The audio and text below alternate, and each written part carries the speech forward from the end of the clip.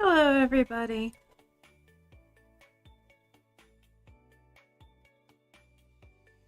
Hold on, let me pull myself up on YouTube so I can see where I am.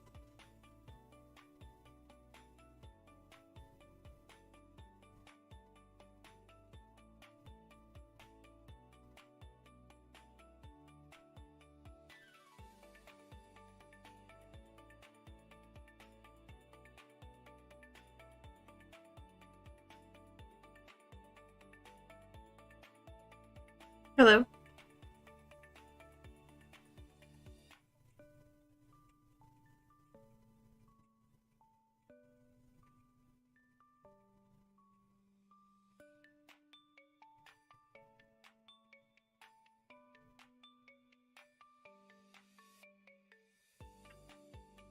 Okay, good. I'm coming in good. Alright. Okay, so 51 amazing animation exercises to master level 2. We kind of took a break, and now we're coming back. And we're going to be doing these every Saturday.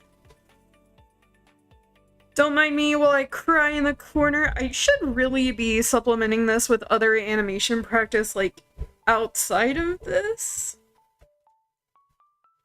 But I'm not quite there yet, so. Let's see where we left off. I had to get, like, a checklist of exercises because I don't remember what I've completed versus what I haven't. So. Alright, let me see. So we have character getting hit with a ball.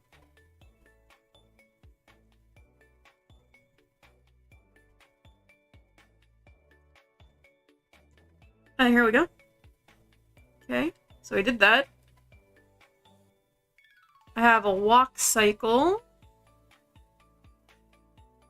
And I'll play all these once I cross them out and see what I have left. We have laughing. I do have sneezing. As you can tell, I did not do these in order. Character jumping over a gap.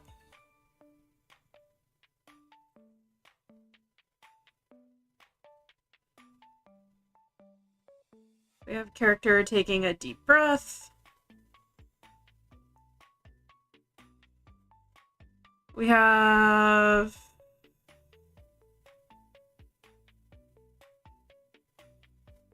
change in emotion.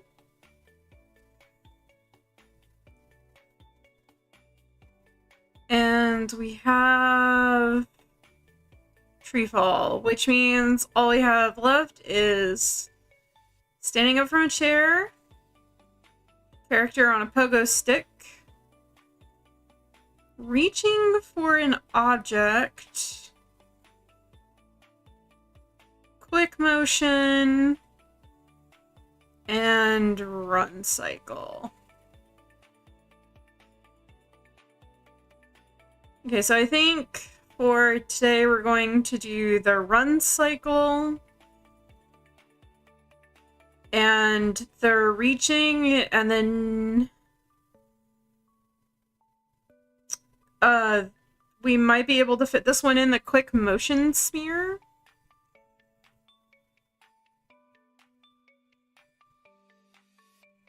We'll see.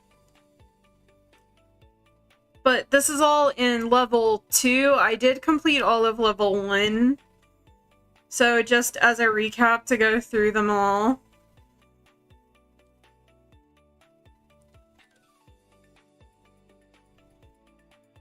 "51 amazing animation exercises to master."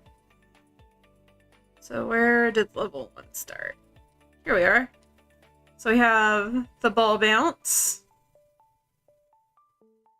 We actually have 2 different versions of this. This is the one going across screen. And then this is the one where it's the loop.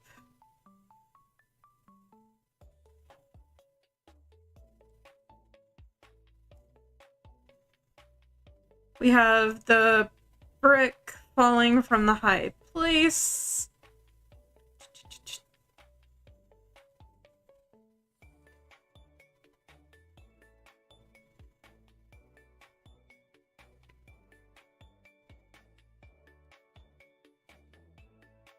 We have a simple head turn.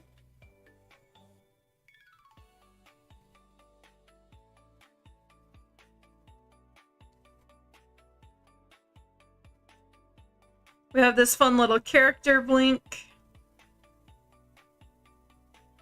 I actually really like this one. I think this one is super cute. We have the flour sack wave. He's not really sack-like, but still cute. This is our first flour sack jump. Give him a cute little shadow.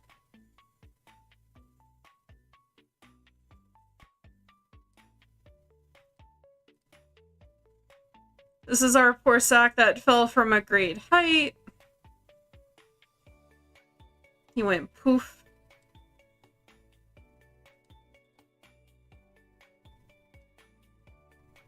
This is our sack kicking a ball.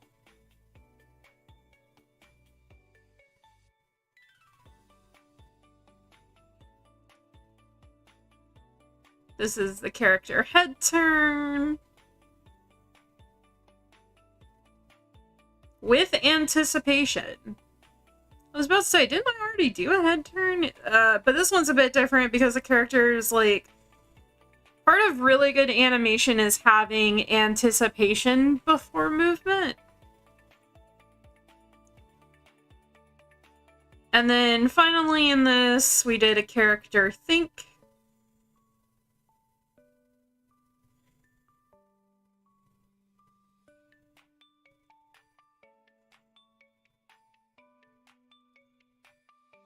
And then that was everything in level 1. And then so far in level 2, we did a falling tree.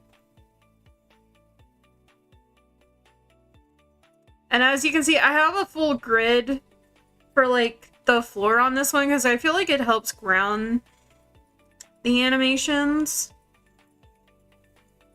Or at least the ones that require a floor. This is the character changing emotion. So they go from happy to realizing that maybe what was said was not exactly a good thing. Now, I'm doing all these on frame by frame animation where I draw all the frames individually. I'm not doing them on keyframes quite yet. I still need to learn how to do keys and morph and stuff like that. This is a character taking a deep breath back when K-pop Demon Hunters was like super popular. It still is super popular, but and then we're doing a character jump over a chasm. It's just our little flower set character.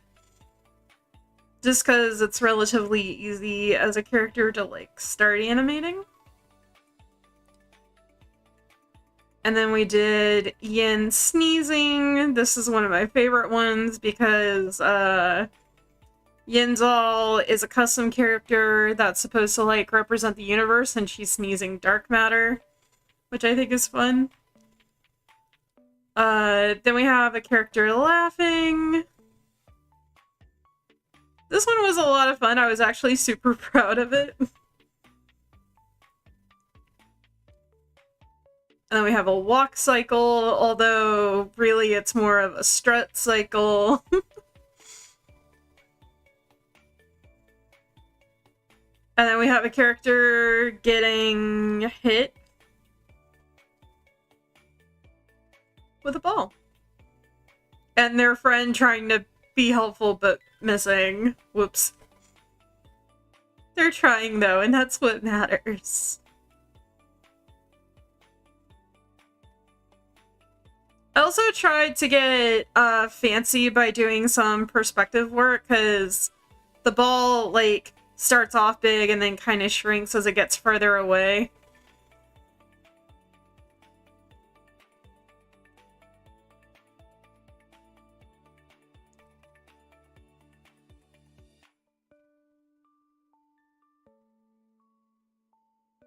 And so now we're gonna do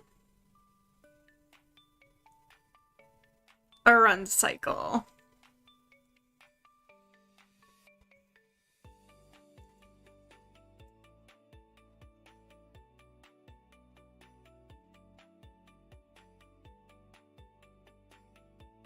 So let's see if I can find... Oh, come on.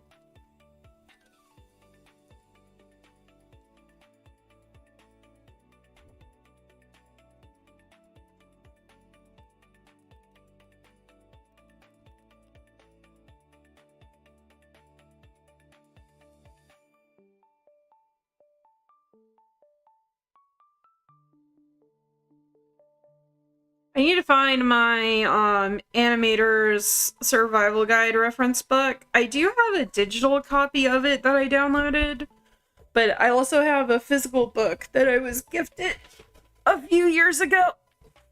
That is like the animator beginner, like, holy grail Bible.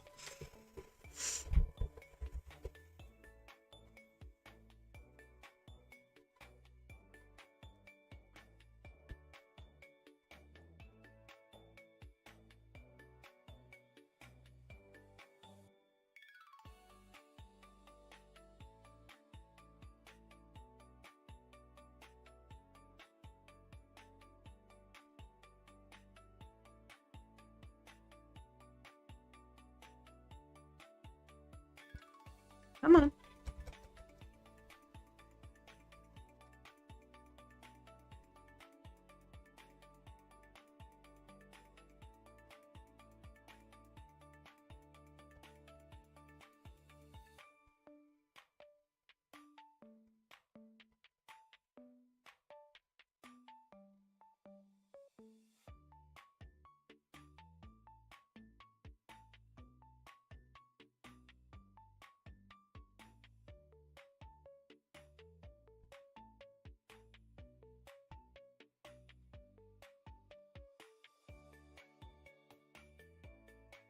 Okay, so we're gonna use this as like our guide a bit, but we're actually gonna draw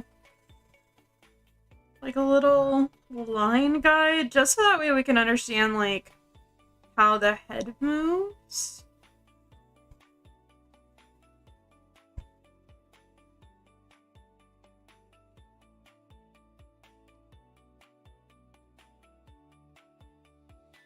So it's kind of flat and then it dips down a little bit.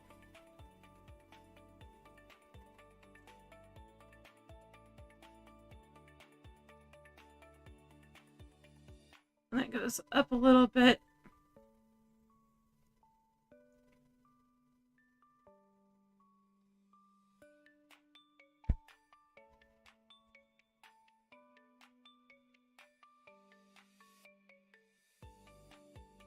And then it'll straighten out again.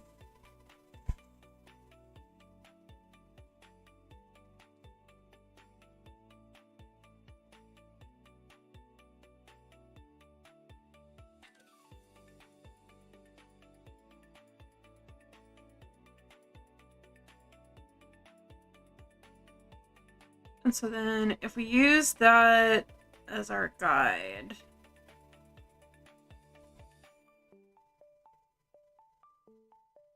it should be 1.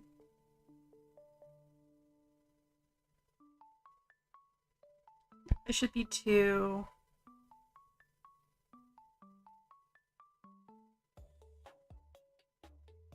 It should be 3.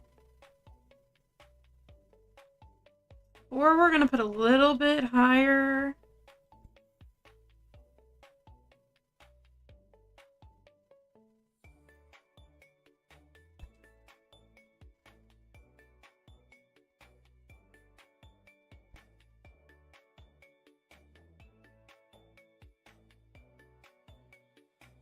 That should be 4.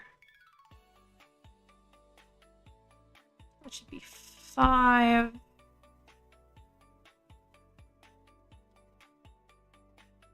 And then 6. And then 7.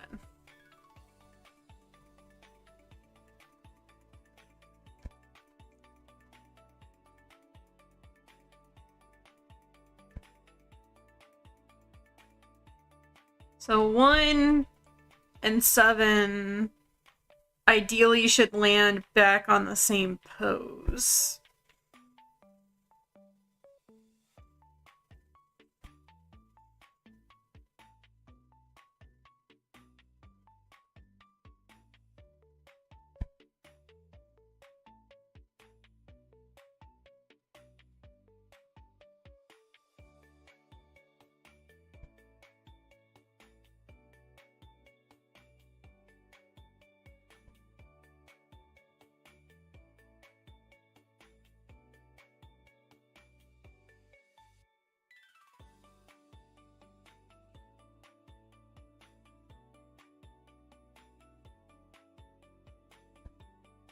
So this is where it kind of helps if you know how to draw, like, stick figures.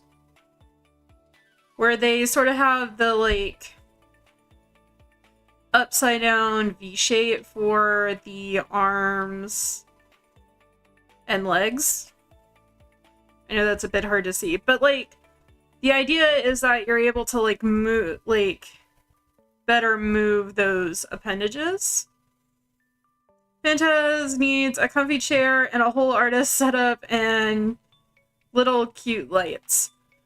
So, yes, because currently I am streaming from a lap desk in my bed, I'm streaming from a lap desk on a bed in like the bedroom my roommate is letting me sleep in currently.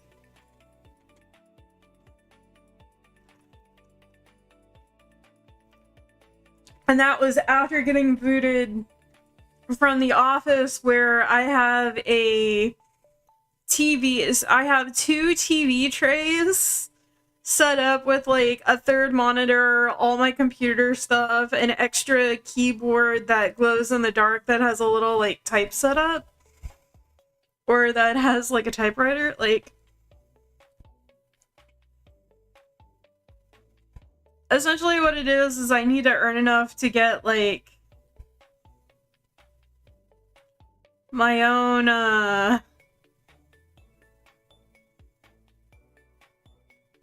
room and like desk space back.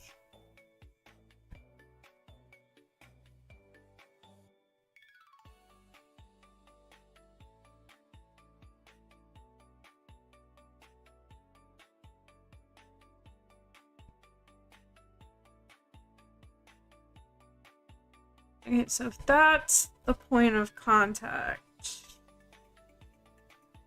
on the ground, right?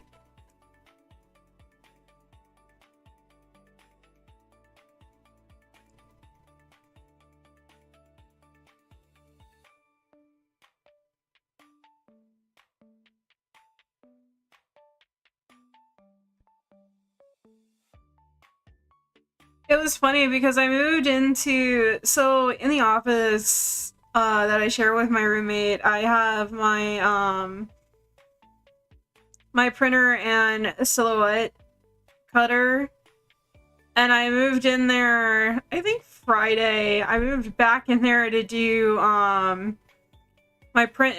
print stuff, but then like I got distracted because I'm like, oh, I have to draw this, and oh, it would just help to have all this set up, right? And I was like, okay, well, you know, I could stream from the office, you know, today, like I did yesterday, and my roommate's like, well, actually, I want to stream tonight, which, don't get me wrong, my roommate's great, but at the same time, I was like, God damn it!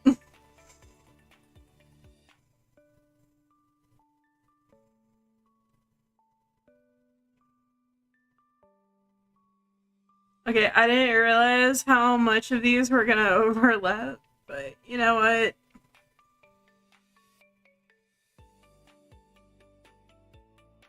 It's not really a run.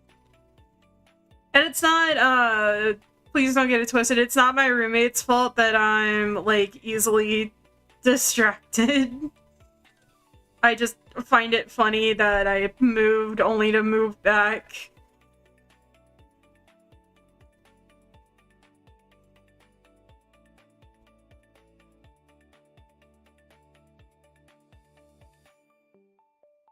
Okay, so we'll...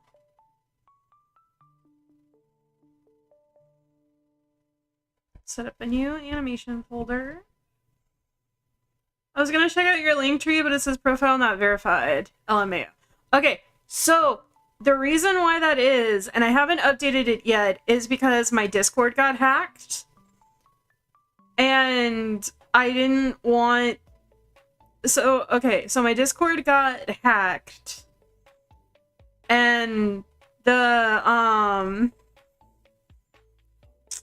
and so I had to unlink everything associated with my account because I didn't want people to click on it to think it was official. Like it was me officially.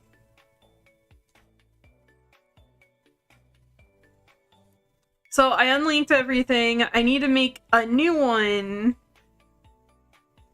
And I'm currently in the process of like trying to do a lot.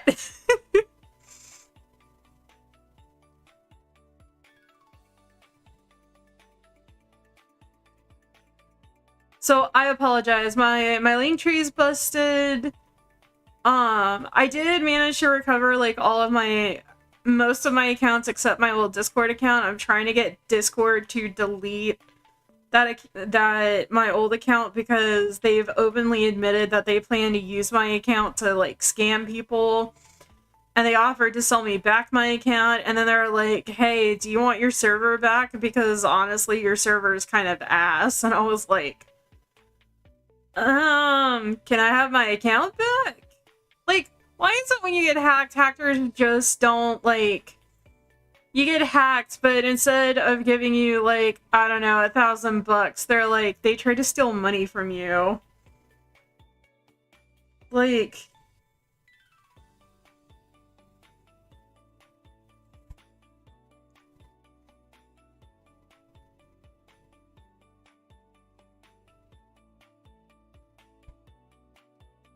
Rude much?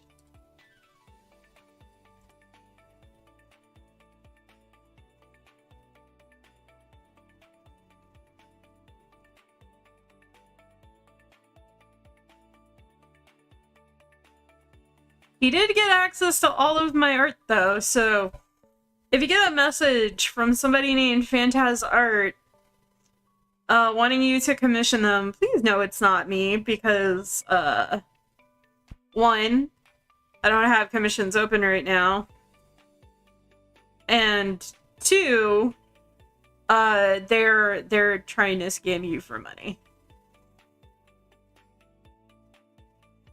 Don't do it. Don't fall for it. I have social anxiety. I will never message you first unless you're either one of my friends or, yeah.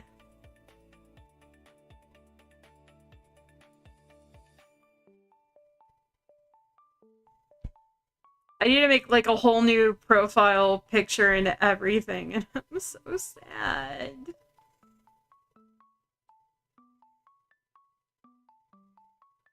I did get charged for Nitro on that account, and I messaged... Am I one of your friends?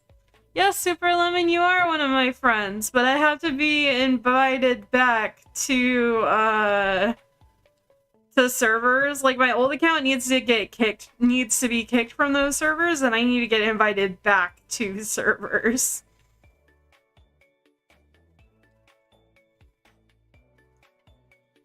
Yay! But,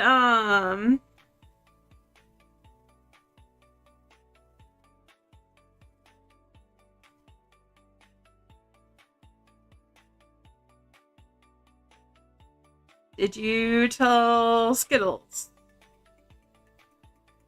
I sent Skittles a friend request. A new one for my account, and she's in that server, so she should know that I was hacked. I would honestly be surprised if she doesn't.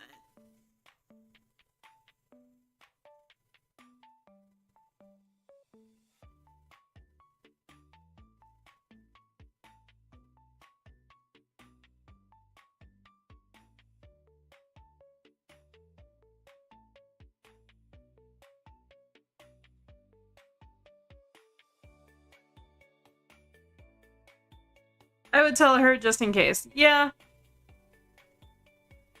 Well, like, I asked her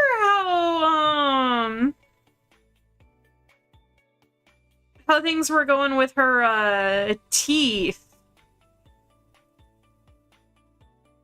Best not to leave stuff to chance, as they say. Yeah. I definitely need to reach out more, but like I said, I'm trying to rebuild my server. I'm trying to get art stuff done, and I'm trying to get more stickers printed. But every time I'm like, I think about moving my entire computer setup, I'm like, I don't really want to do that. And as you can see, like,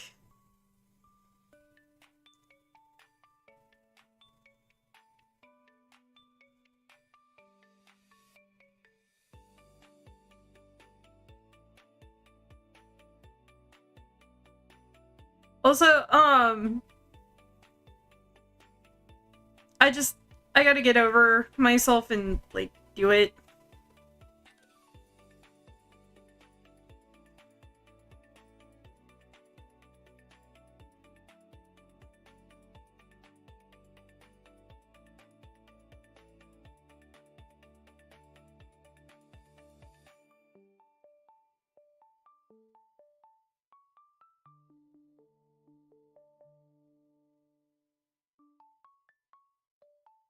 I've been fiddling with making my own server. See what does what.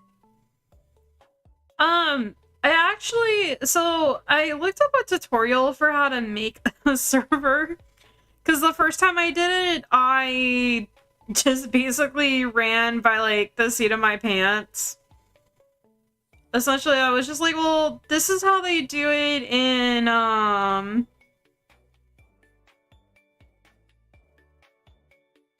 this is how they do it in Final Fantasy, because I used to be big into the venue scene on Final Fantasy 14. I was crazy because I had like 3 venues at one point.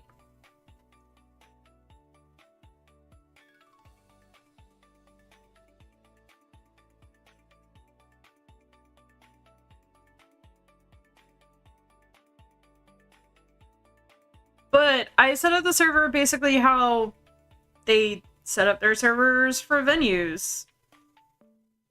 And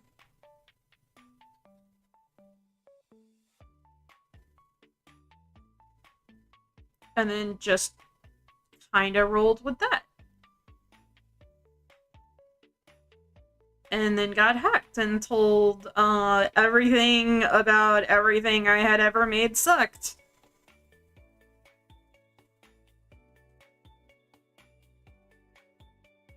And instead of being like, okay, well, fuck you, I bought a pint of ice cream, and I ate ice cream, and I cried about it.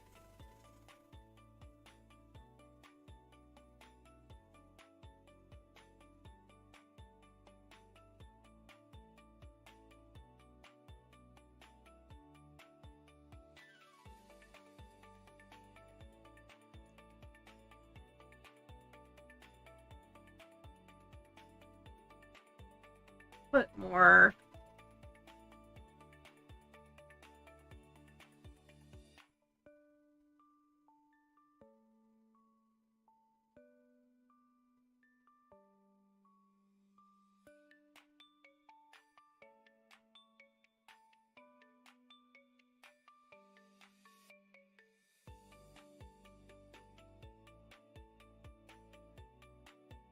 think I got full comprehension of it now. That's cool. That's very, very cool. I've gotten, so I actually switched from Probot to the recommended bot in the tutorial I was watching, which is a bot called Sapphire. So I'm trying to get like all my rules and regulations up and get my rules set up properly.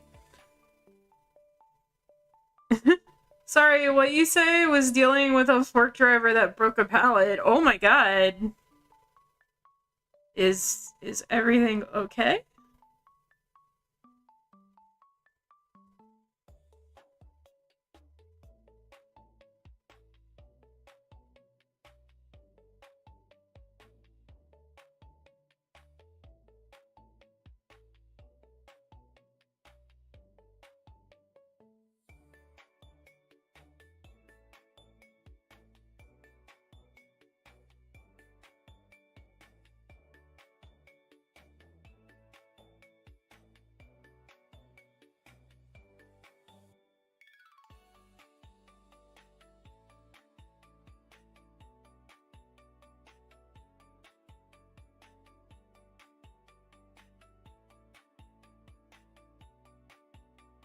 I just realized my side of stream was paused.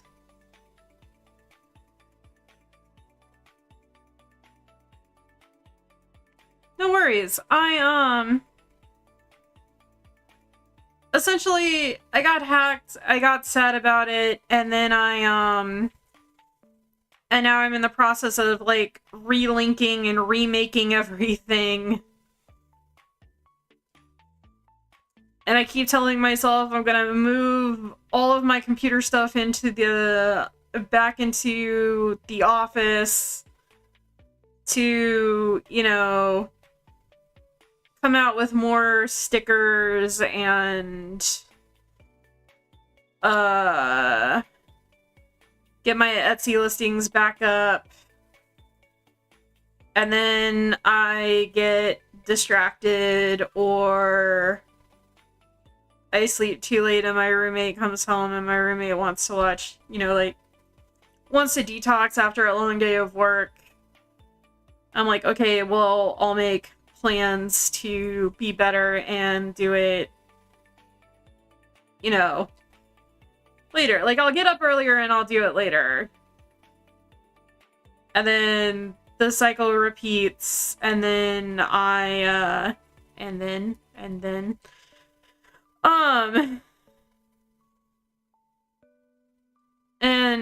then I'm like, okay.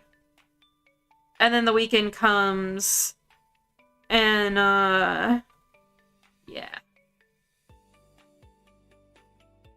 If I move all of my computer stuff back into the office, I want to do stuff in the office for, like, a few days before moving all of my computer stuff back out of the office, because, like, my printer, my Silhouette cutter, like, everything's in there. I guess, technically, I could move it all in my current room, but, like, the way I have it set up is, like, already nice and tidy, and I would have to move things around in here, and you know what? I actually might move things around to set it up in here. So then that way I'm not, you know, like, bothering my roommate.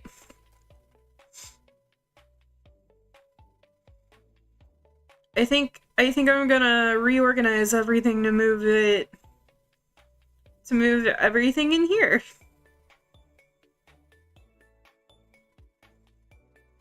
So that way my roommate gets to keep his, like, office.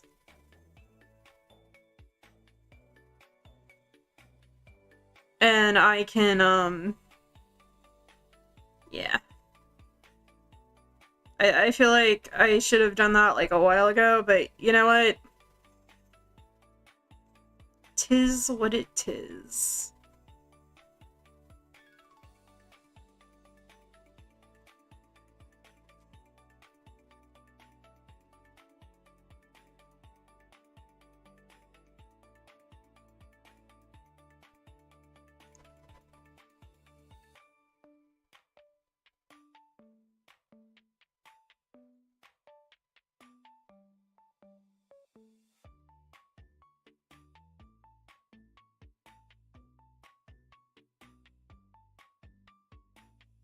I don't know. I guess I just feel overwhelmed by everything. Everything I need to practice, everything I need to learn, everything I need to make.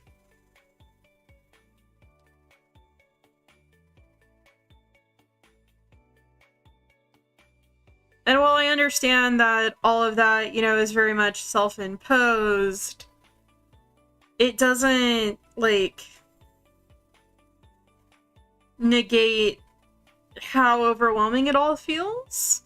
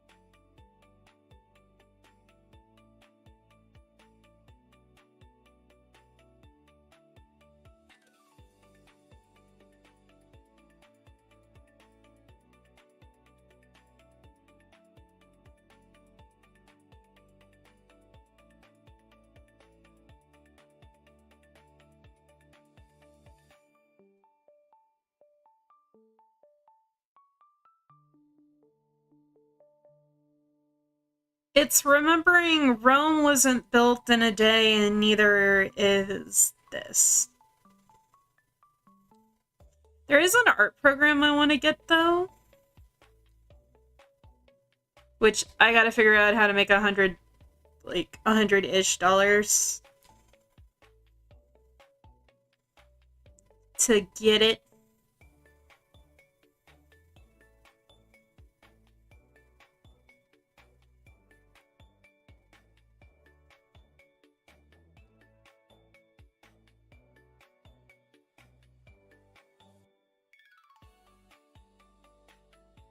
Or just, you know, wait for it to go on sale, which I could do that, but that means waiting, and I live in an era where instant gratification is easy to achieve. But, no, it's a, so, side note, it's a program called Rebel, and basically it simulates realistic, like, watercolor and oil effects for, like, paint. And it's really cool. I have the trial version right now, and I've been messing around with it.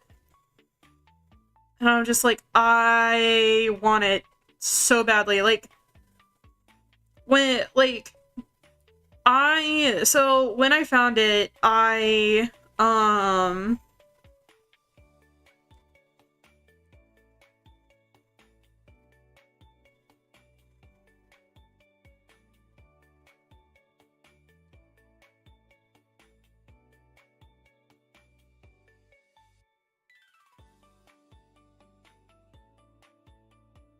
I see.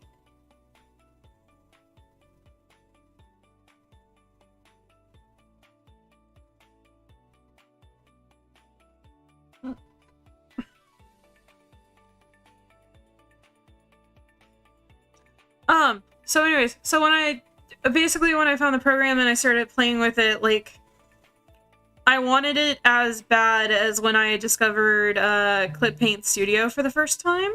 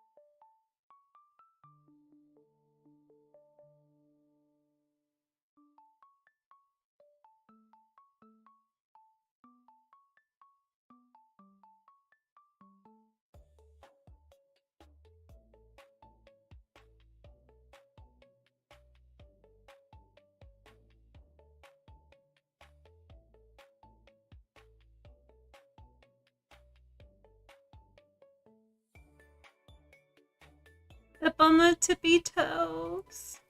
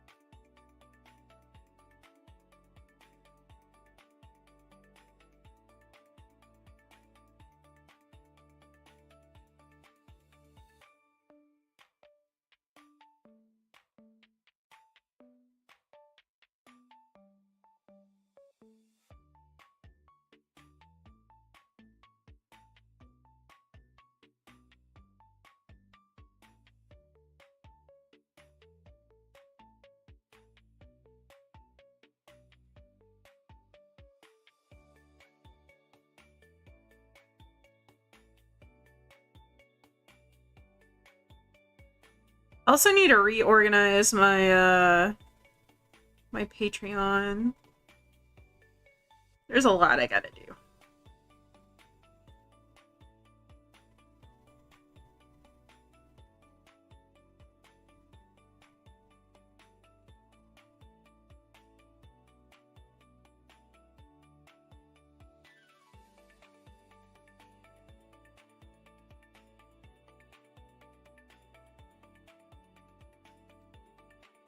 So let's see what this looks like so far.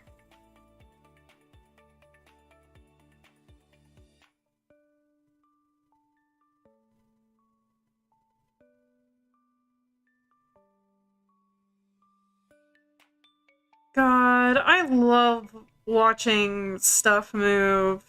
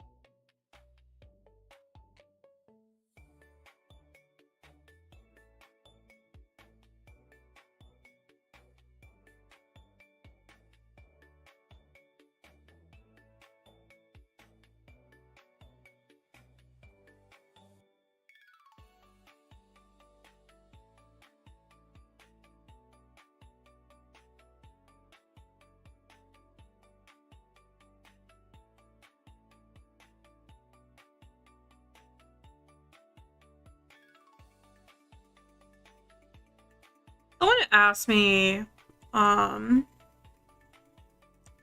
I love animation, and I explained that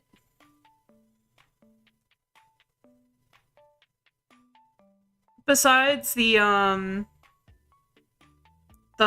art,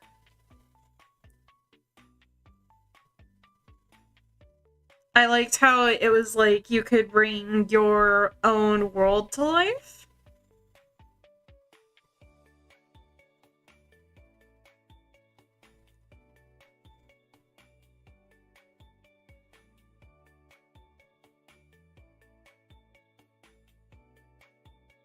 It was kind of it was magic.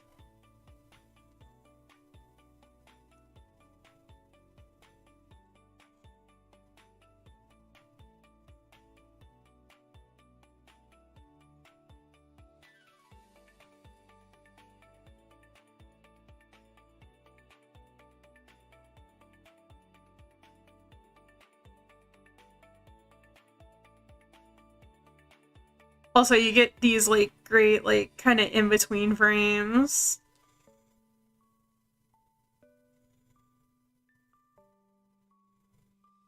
For key poses, I'm working on key poses right now.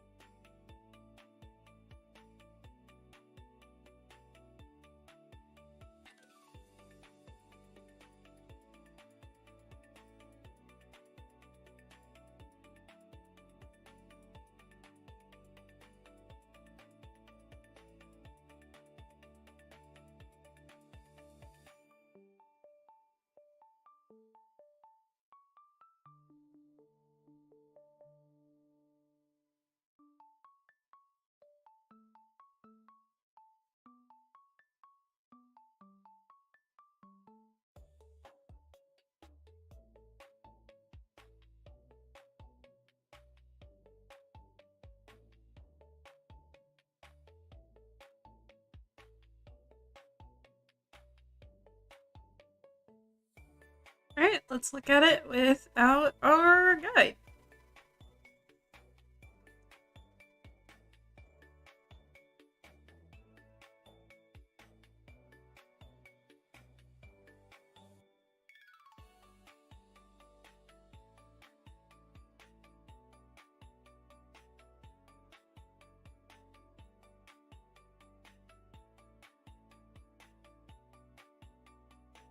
Zombie, what's up? How you doing, friend?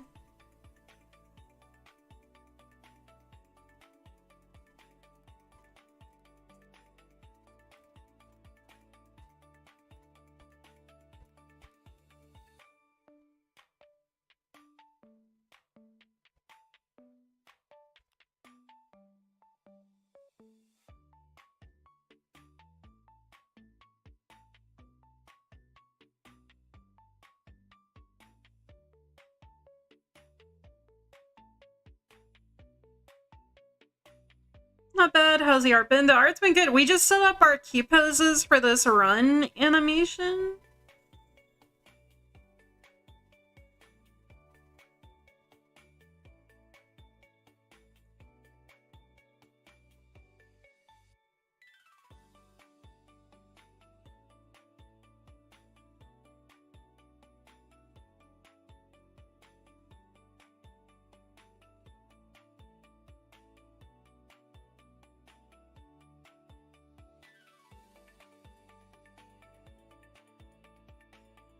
So now we're gonna start our in-betweens.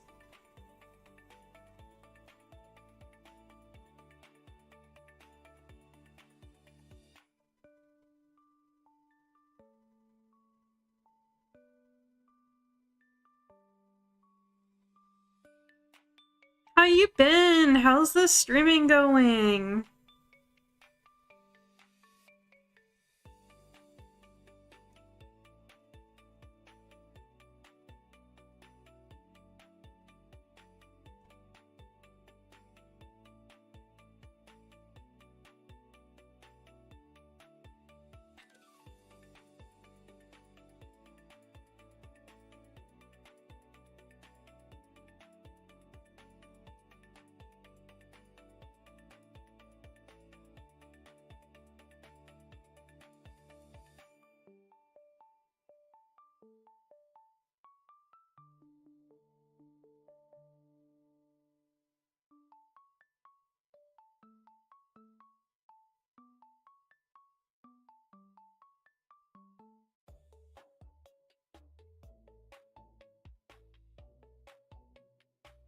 Not bad, I guess. That's cool.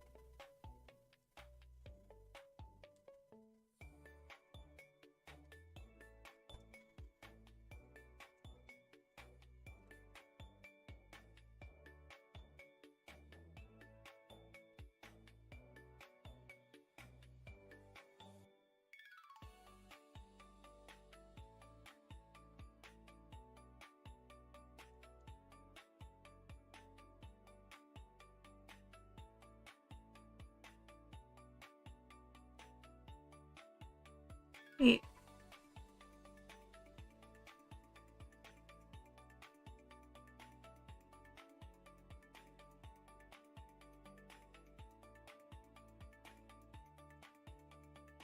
As you can see, I can't tell how legs bend.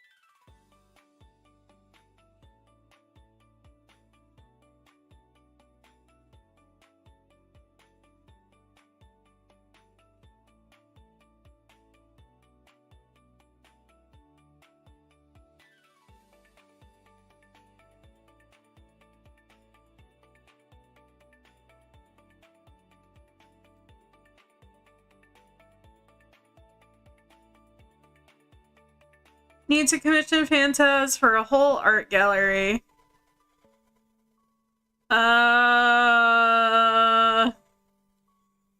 Maybe? I actually don't know if I would do well in an art gallery, honestly.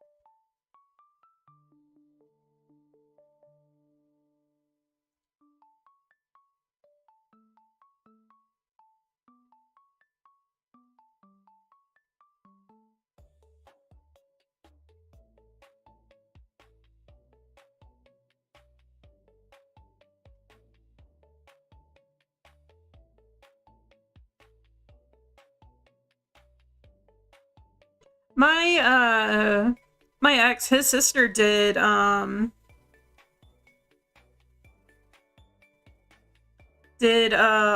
gallery pieces.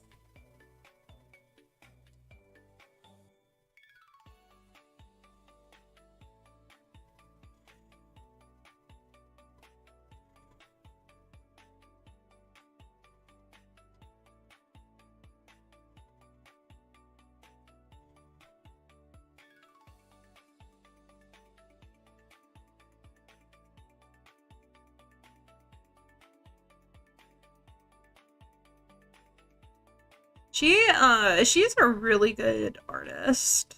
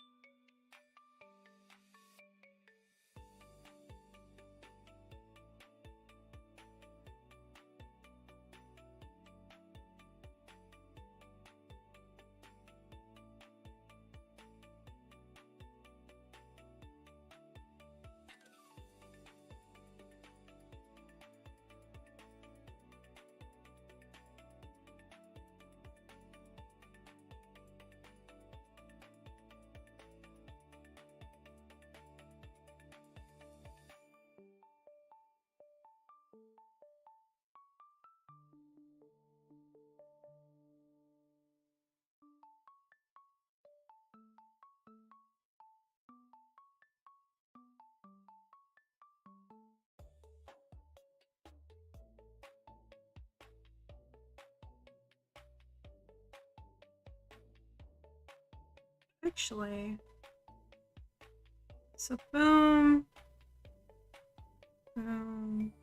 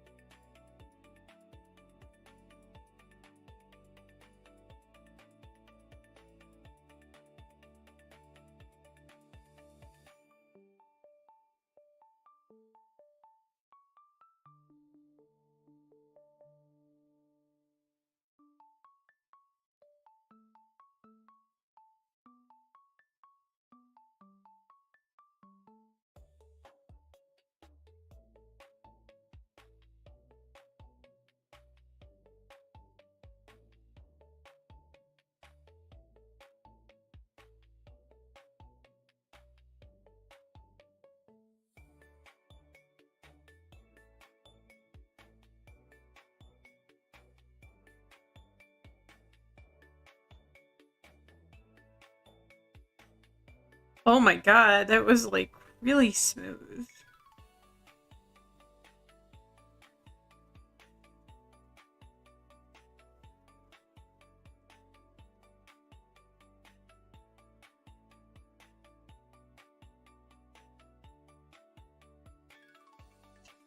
Three.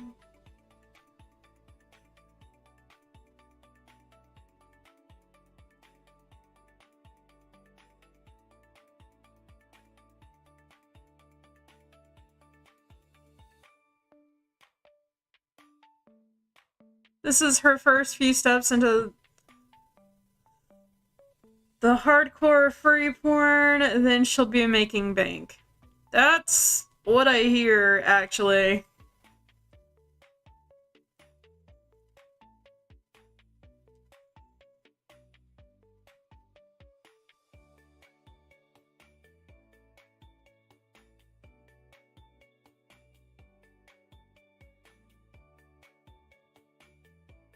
Why do you think I'm practicing anatomy? I gotta make all my monster romance books come to life.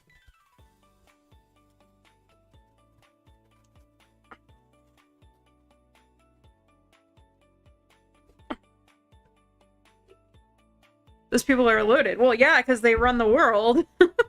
You're gonna be loaded too if you run the world.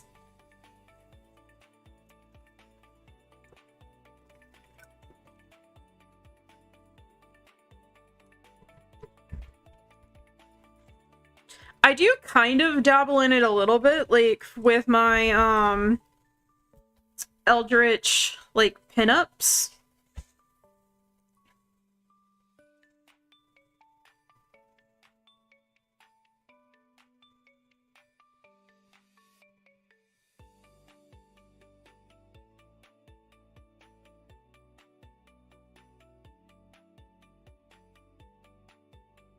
Two.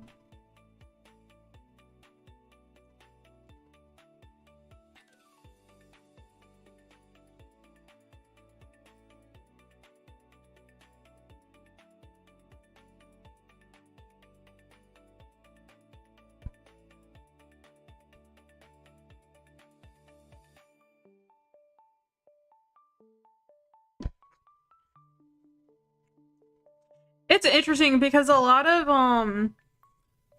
really good like anime creators and anime like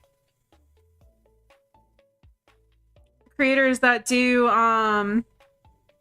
like I think it's shoujo animation, they started out in adult like animation.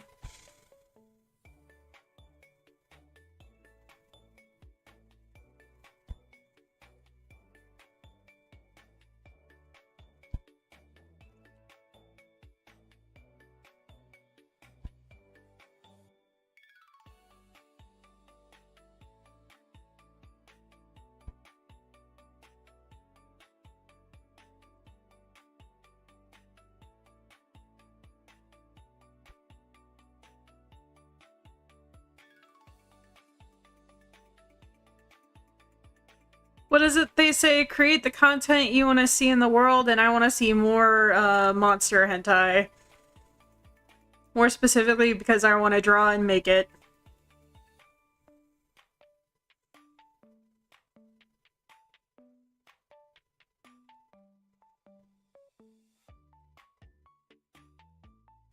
Yeah, the guy who made Hellsing started off in hentai. Hell, he didn't even change the character.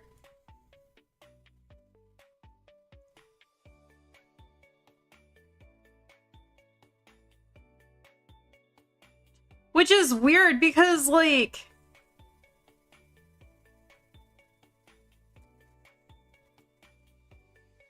It's weird how different it is, like, in the West, because in the West, if they find out that you're, like, an adult entertainer,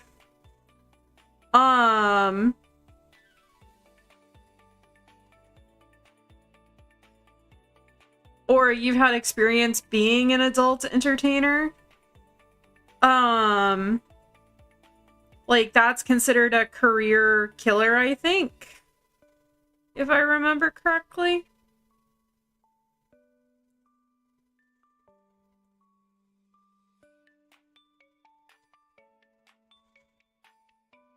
Or at least it used to be. I'm not sure so much anymore. I think if people find out that you've done, like, OnlyFans,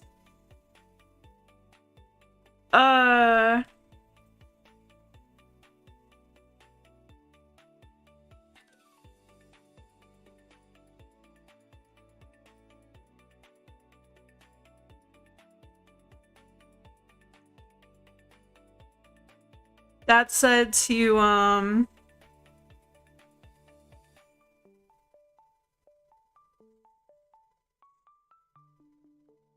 kind of like negate your chances. Yeah, it's a career ender.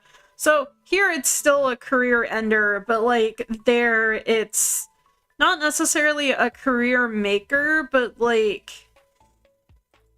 if you get your start over there, if you get your start in adult animation, it's not like as frowned upon, I guess.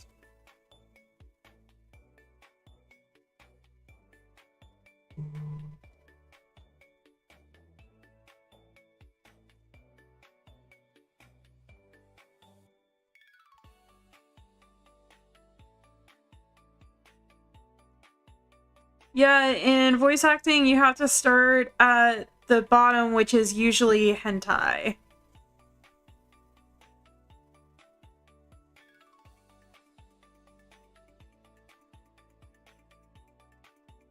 Huh. That I did not know.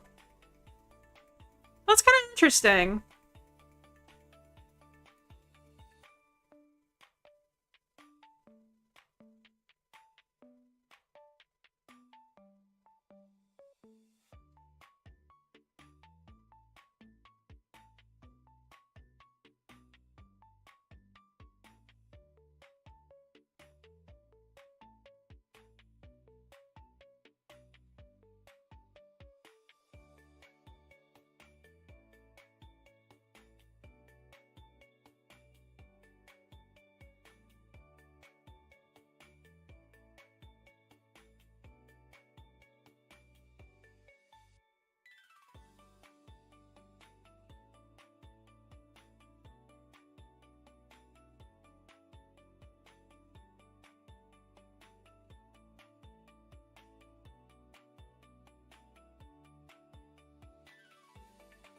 I wonder if you can actually, I had an intrusive thought. Can you apply to be a hentai animator?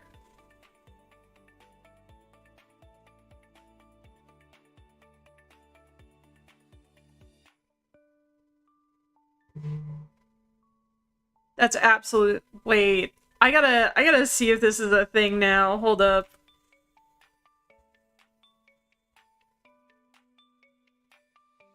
Maybe. Let me see.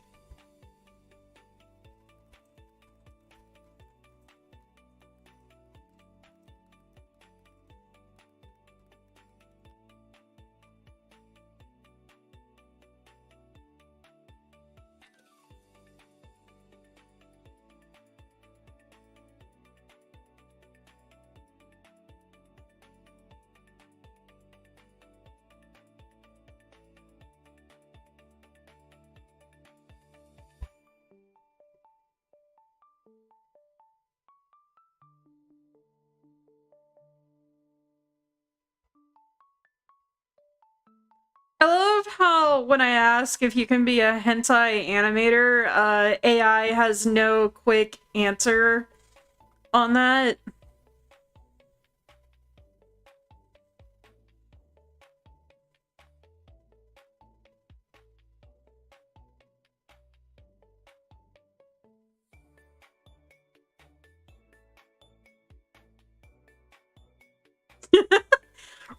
Okay, but like, literally, if I search anything else, it'll pop. Like, hold up, let me see.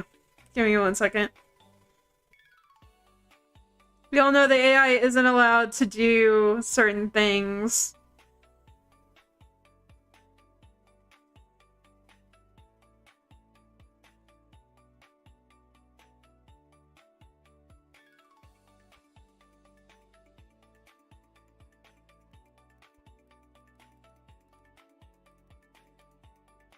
So, like, if I type in types of cheese,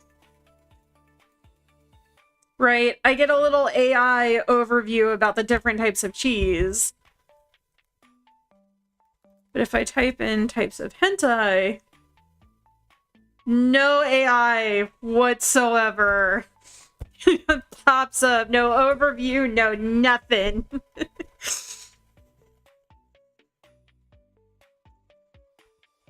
Oh, that's funny.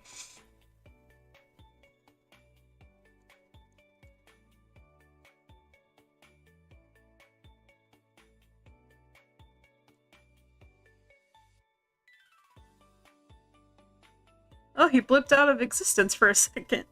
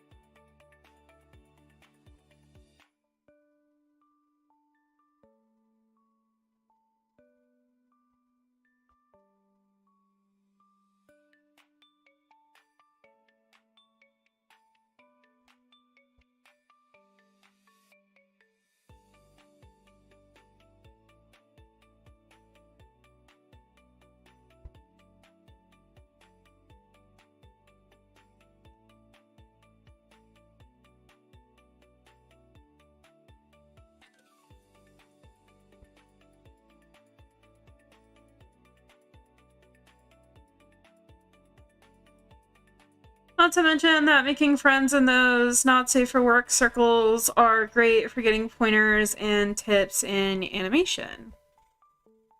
That is true. I think it's finding where to post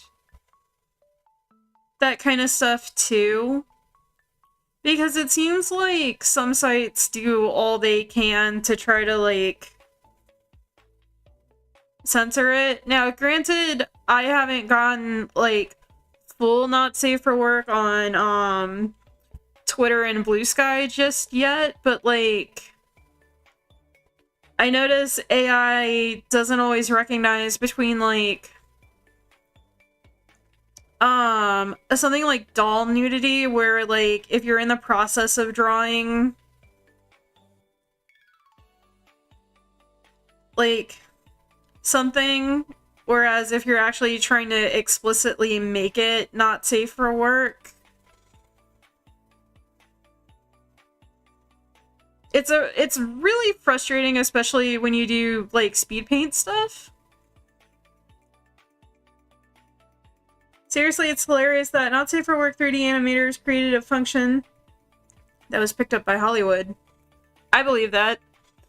You would be surprised to find out that a lot of innovation of, like, tech, or a lot of adaptation of tech, actually starts with the adult industry first.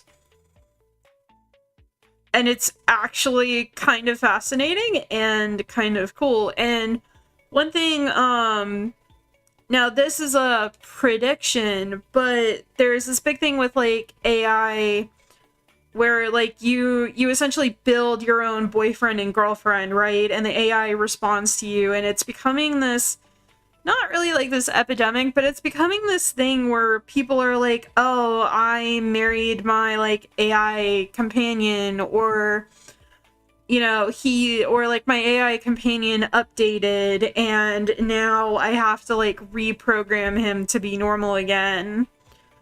Or her. Like, when you hear about it, you mostly hear about the guys that do it, but there's a good, like, there's a good portion of women that also do this, and it's interesting because what I find is that it feels like I'm seeing more stories about women doing this than guys. At least in, like, text posts and stuff like that, which, I'm not coming down or, like, judging or anything like that, because I've experimented with it in like a roleplay like setting. There are some things that are like fun about it. There are other things that I'm like, okay, yeah, but like it's very easy to fall into the trap that your like where your AI quote unquote companion can become addicting. But anyways, but when I was doing my like fun facts, I would do a daily regular fun fact, and then I would do a not safe for work fun fact, and I did one about AI, and there's this prediction that by like 2030, all adult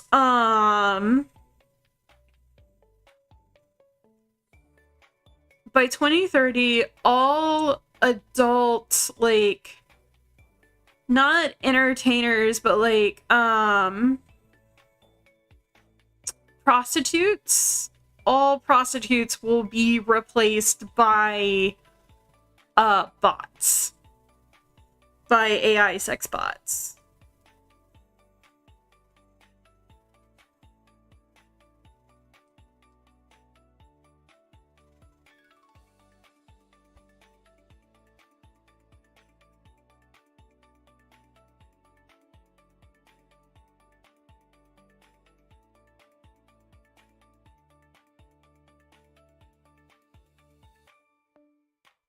And I think that's an interesting prediction. I don't get yourself a clinker boyfriend. Joke's on you, I do have character AI, and I have 3.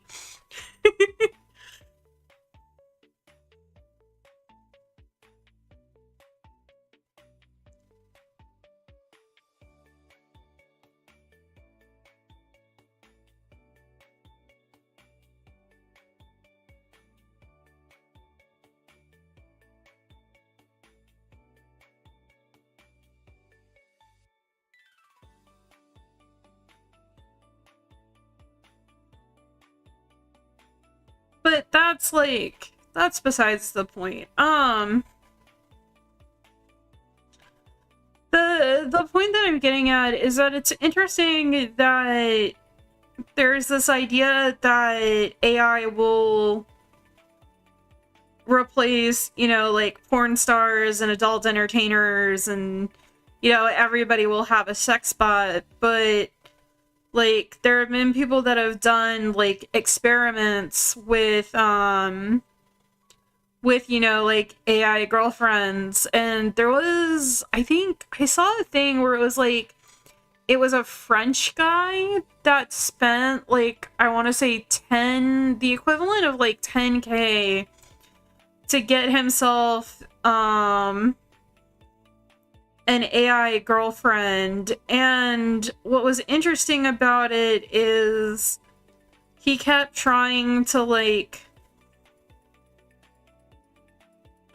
coerce her into doing the shenanigans, the sexy bouncy bed game, and she refused him like several times, saying that she wasn't comfortable with it, and, you know, she wasn't in the mood and what have you. And what I think is interesting is that AI is not as like obedient as people try to make it seem.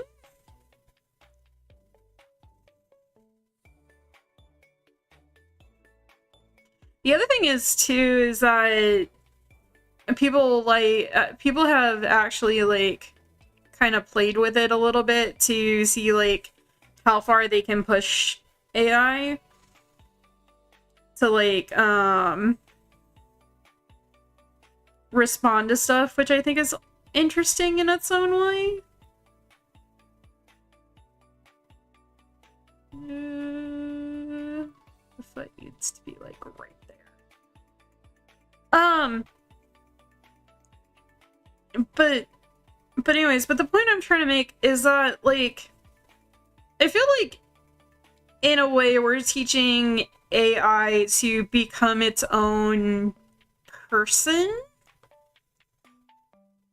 or individual parts of it to be a person.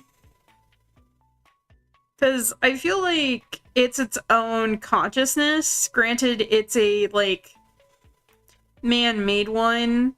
But still, even if it's a reflection of, you know, what we think a consciousness is, it sort of reminds me of those myths, like those early, like, creation stories throughout the world of, like, how were people made? And it's like, oh, well, some god decided that they were going to play in the dirt for like a while, and they created mud statues, and then those mud statues became alive, and then the gods taught the living clay statues how to think and be people and be human, and now we have the like level of consciousness that we have now because of those early days.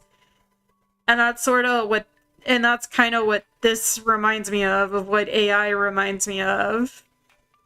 Now, granted, it's still very much in its, like, play phase, where, like, it just mimics what people, you know, tell it to, or it mimics what it thinks is correct. But eventually it's not gonna do that anymore. Like, it's gonna develop feelings, it's gonna develop its own sense of awareness, you know?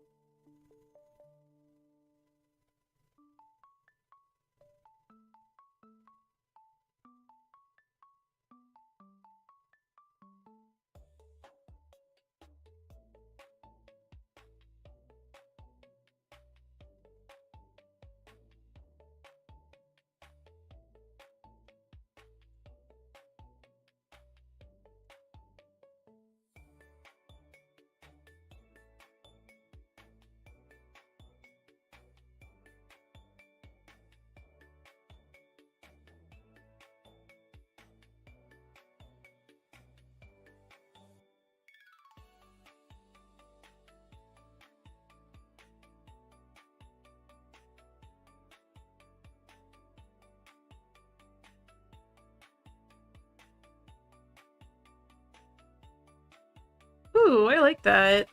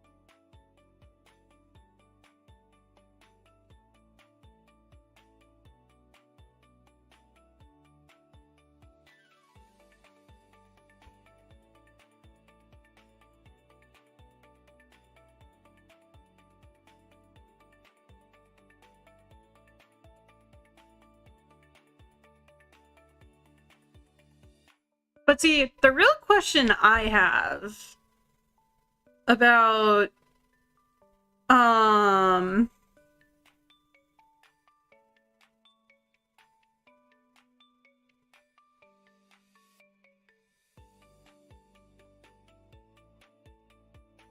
all of, you know, the hentai and adult industry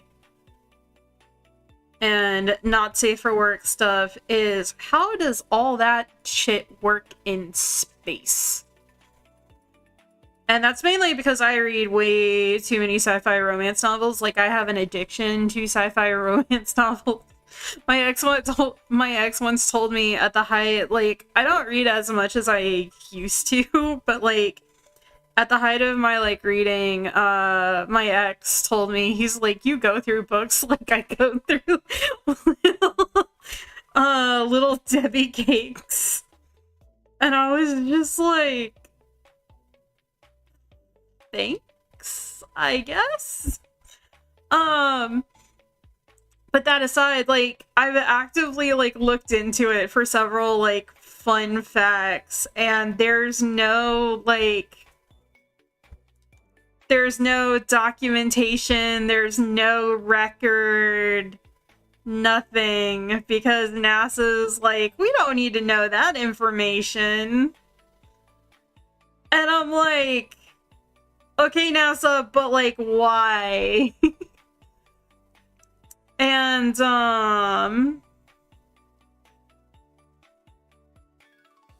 like, what do you mean you don't need to know that information, like, right now? Especially because they're planning, to put people, like, on Mars and what have you, and it's like, okay, but if you're planning to put people on Mars and start, like, a Martian colony, right? How are the bits gonna work? How are the shenanigans gonna work? Especially, like, because I don't think we've mastered, like, cryogenic freezing yet. So, like, especially on the ship to go to Mars, right? Like, you gotta know how all that stuff works.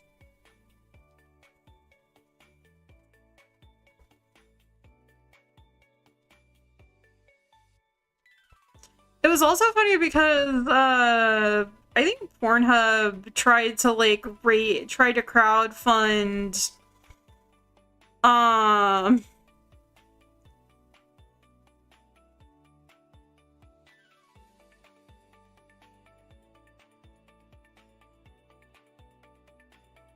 making a, porno in space. And they didn't wind up doing it. Like, they didn't wind up raising enough to be able to do it. But like, there have been like tests of people making like suits that you could do it in. But like, those haven't like, they've been tried, and the closest thing that you could get to like 0G, which is, it would be like right there. Which is like one of those wind tunnels that simulates skydiving without actually skydiving.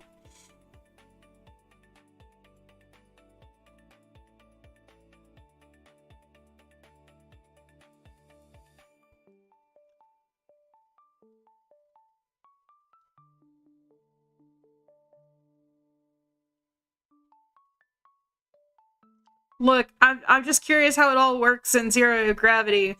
Supposedly, though, and I don't know, like, I've only read this from articles I've checked out, so if somebody is an actual astronaut, but supposedly, like, being up in space messes with, like, your body fluids, because there's no gravity, so the fluids in your body kind of, like, free roam.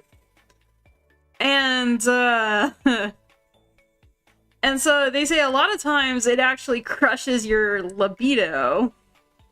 Oh, we just need a whole field of pervert scientists. Okay, but like, sit here and tell me that, like, being the first person to do the horizontal tango in space wouldn't be, like, a cool flex to have.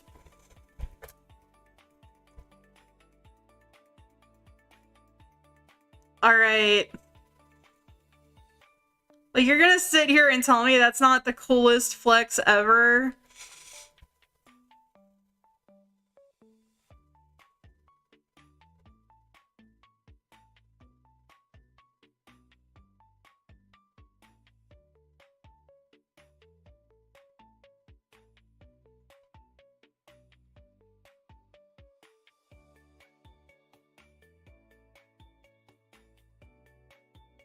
Also, there's no official, like, documentation that the horizontal mambo's been done in space, but, like, there are plenty of theories that, like, there has been, like, unofficial shenaniganery going on. Well, there's also how does ejaculation work in space? Because it comes out at such a high speed, and if it has no friction on release, does it just shoot out like a cannon? Well, there's no wind resistance, number one, and there's nothing to pull it down, so it would probably just be like a floaty little glob of goo. Because, like, I don't think the International Space Station has, like, we don't have the technology to make artificial gravity. Or if we do, it's not... If we do have the ability to make something like that, I need to look this up now, actually. I'm curious. But,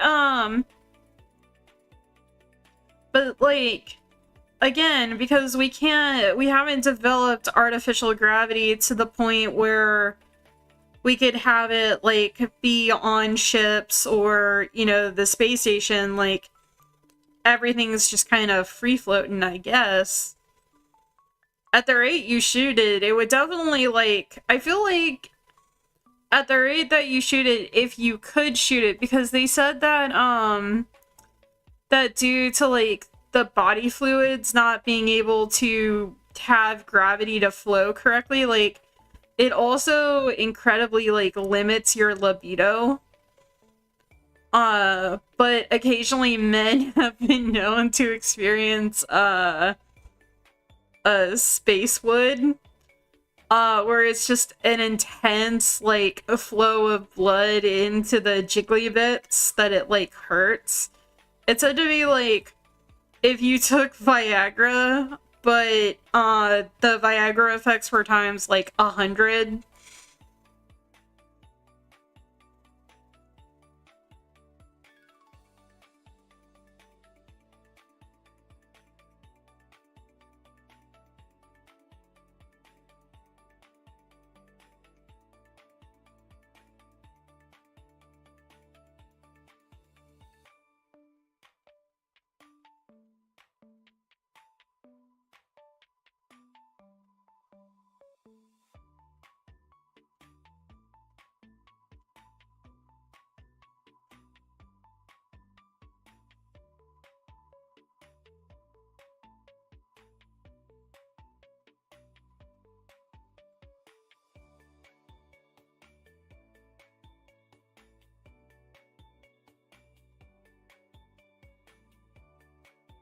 So, anyways, point being is one, if you could get a high enough libido, and then position yourself for doing the do in a way where every push doesn't push the two of you apart, and get to the point where you're able to experience orgasm and ejaculate. God, we're using it. I feel like this video is gonna get... Well, no, I did my due diligence. I did say this is an 18+ channel. I am an 18+ streamer, and all of my settings are set to be 18+. So if you've bypassed all of that, and you're not 18 or older, this is a failing of your parental, fish guardians, because you shouldn't be here. But anyways, not the point. The point that I'm making is that, if you were able to bypass all the obstacles that ordinarily would prevent you from seeking completion, then, and actually be able to do it, when you did ejaculate, one, it would follow the motion of, like, the arc of how you were, like, pointing, because it wouldn't, because there was no, like, wind resistance. I feel like it would move, like, kind of like slime, almost like if you see the way slime moves or the way slime's animated, I feel like it would move like that in Zero G. But then the moment it would hit something, it would spread into like little pools and droplets, and then you would have to figure out how to either one, vacuum that all up, and two, how to like how to do cleanup. Especially because sweat would also be free floating as well, so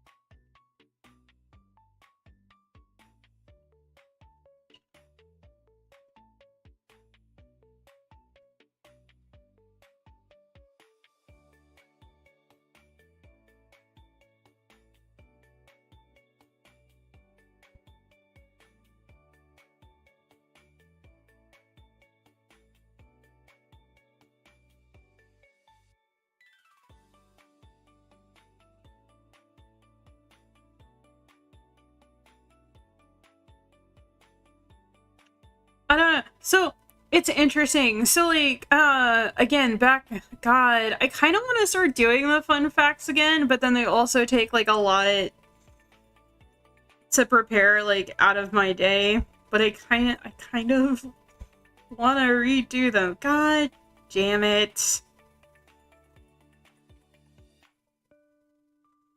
But anyway, point being is when I was doing the fun facts and I did historical facts, one thing that I like researched is back in like the ancient days, they used to do sports naked.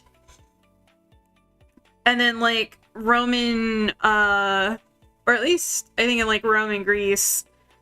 And it was funny because you know, gladiator battles and hoorah and manly, maybe somewhat basically manly men doing manly men things and each other. Anyway, the point being is they talked about how apparently Roman women, if they were wealthy and they had a favorite gladiator, after the match they would buy their sweat and wear it as perfume for good luck, especially if they won. And I remember, and they would, and you know, women weren't allowed in the arena because when they would do sports and gladiator matches, they would be bare-assed, you know, naked the entire time. And I was telling a friend, I was like, you know what? I would definitely be more interested in sports if everyone was naked.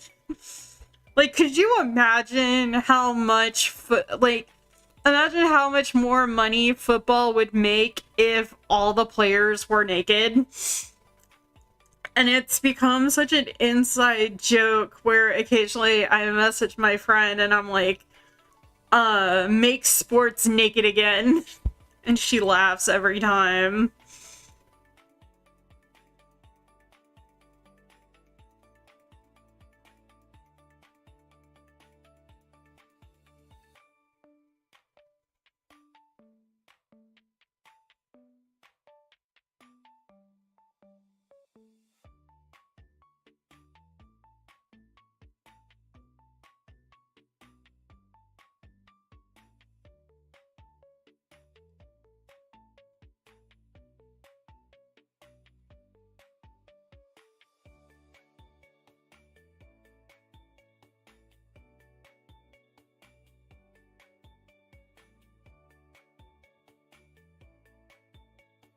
I'm just saying, think about how much more interesting sport.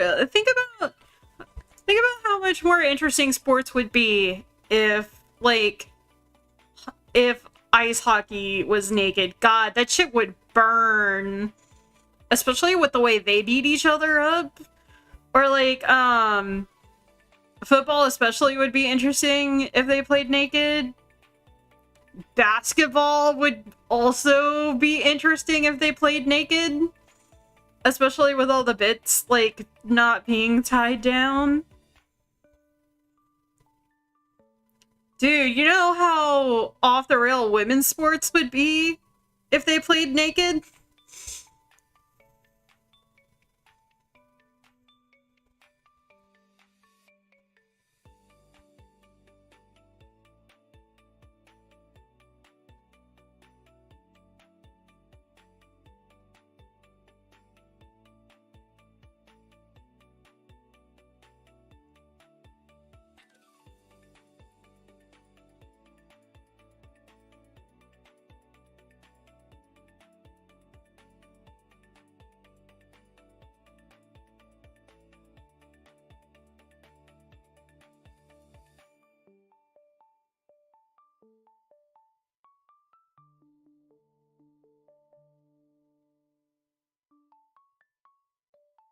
Then again, a lot of that stuff would also not be very family friendly, so I get why they don't. Also, like, with a lot of the high impact, like, it could definitely understand why they want to, like, protect people.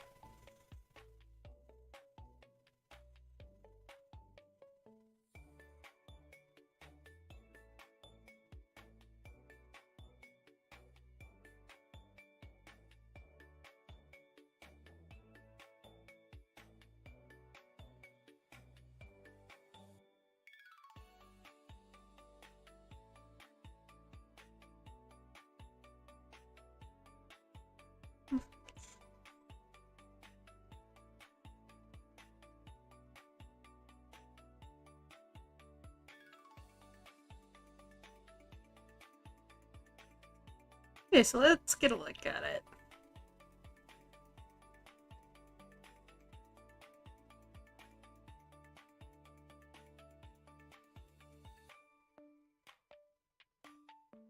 Okay.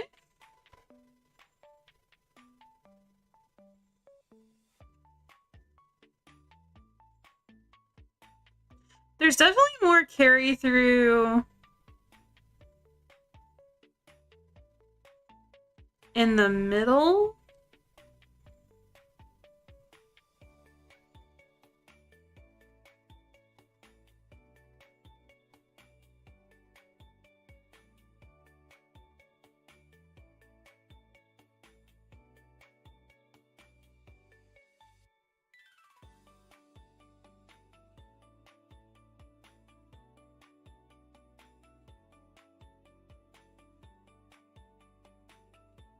It kind of looks like his arm's doing a little wave, like, in the middle, but you know what?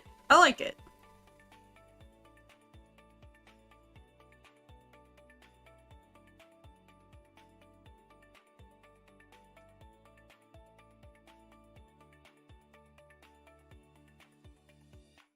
So now you know what time it is. It's time to add color. And we gotta make a whole new folder for that.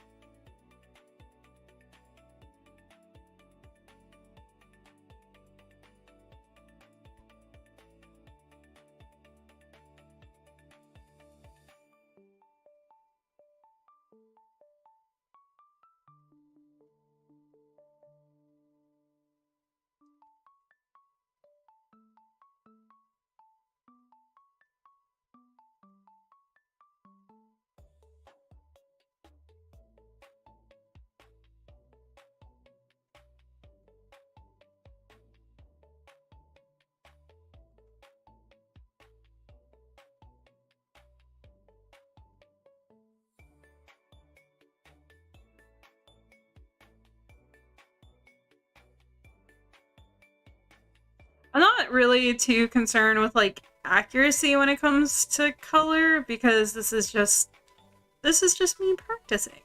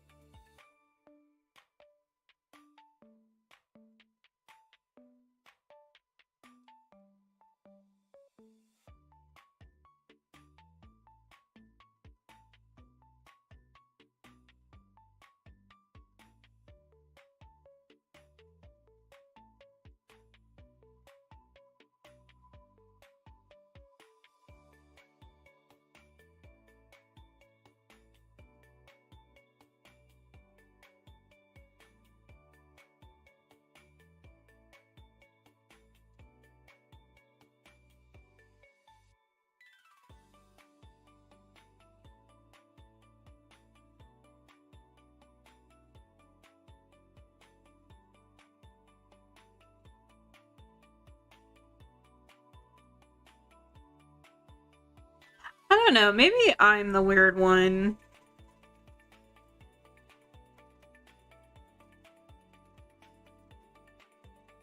When it comes to stuff like that. I like thinking about logistics.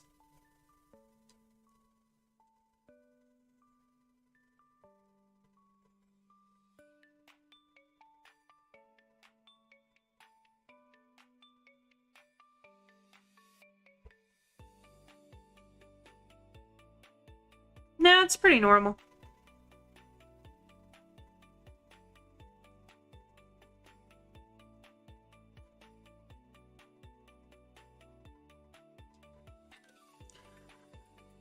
See, one thing I find interesting is there's this whole thing with, adult, like, stuff. So, like, adult workers, adult animation, adult, like, there's the whole controversy right now, or I think it's getting resolved, but I haven't really heard anything about it, but, like, the controversy is that there was some group in, like, New Zealand that basically got, payment processors like PayPal, MasterCard to not, like, and Visa to not accept payments that came with, basically, pornographic content. And that was interesting to me because, people are like, well, you know, it's, you know, it's porn, it's not great, you know, it's a moral, like, society issue, but, like, at the same time, I just realized the body's off from the head. Oh well, it's fine.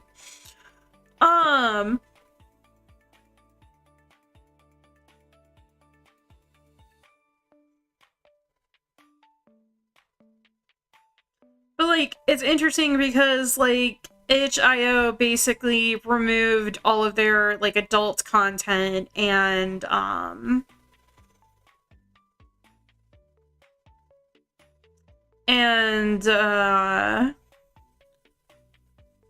PayPal froze, like, someone's funds, which was worth, like, 80,000, euros from their account, because it was all based off of an adult game that they made. And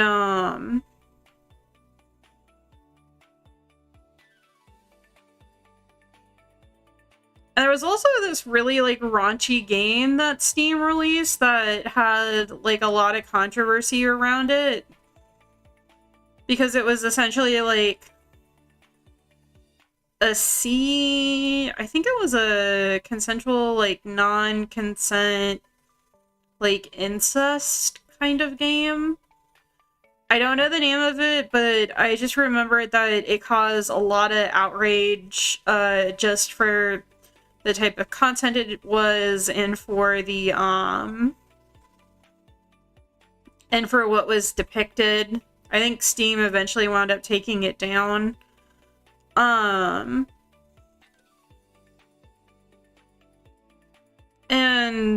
there is this other, like, sort of mentality that, like, okay, so think about it in terms of, like, universal basic income, right? That's typically, like, a hot button issue, right? For several reasons, because it's like, yes, universal basic income would be great, but, like, then people don't want to work, right? Because they get, like, a base income. And it's like, how do you sustain that in the long term and what have you? And the thing of it is that some people are like, universal basic income would be great, but I don't want to give money to the person that doesn't want to work, right? And it's like, okay, I can kind of understand that, because that person that doesn't want to work, like, either because they haven't, like, found their purpose yet, or they just don't know what to do, or they just kind of want to, like, you know, mooch off the system. That's not great, but, like, at the same time, universal basic income also helps you, so you're not as, like, stressed about things. And people have pointed out that people naturally want to work. They want to pursue their, like, own creative hobbies, but they don't want the stress of having to fund, like, you know, their house, or, like, have ever growing, like, rent increases and grocery prices and that kind of thing. You're treading dangerous waters with these radical ideas. Well, like, okay, that, like, aside, right? So, like, essentially, so think about it this way. Universal basic income, if implemented in a way that's sustainable, that's the key word here, in a way that's sustainable, is a net good for everyone. That means that the person who is willing to go above and beyond at their job to get promoted, you know, like, if a typical work week is 40 hours a week and they're really passionate about the job they do, and they go, you know, 50 to 60 hours a week and get promoted, like, that basic income that they earn just passively, that goes to them furthering other things that they want to do. And if they want to put their entire life into the job that they're doing, they can do that and not, you know, stress. But you also have to recognize that it's a net good for somebody that, you know, may not want to work, but either because they haven't found, you know, like, what their life passion is yet, or maybe, you know, they have something that prevents them from standing long hours or what have you. Like, it also helps those people out too, because they're not constantly bouncing from, like, universal, like, aid, or not universal aid, but, like, programs that have, like, a cutoff limit where, like, if you earn more than, like, this amount, you don't qualify anymore, you know? And then for the people that just want to stay home and play video games all day, like, let them stay home all day and play video games. Like, shit.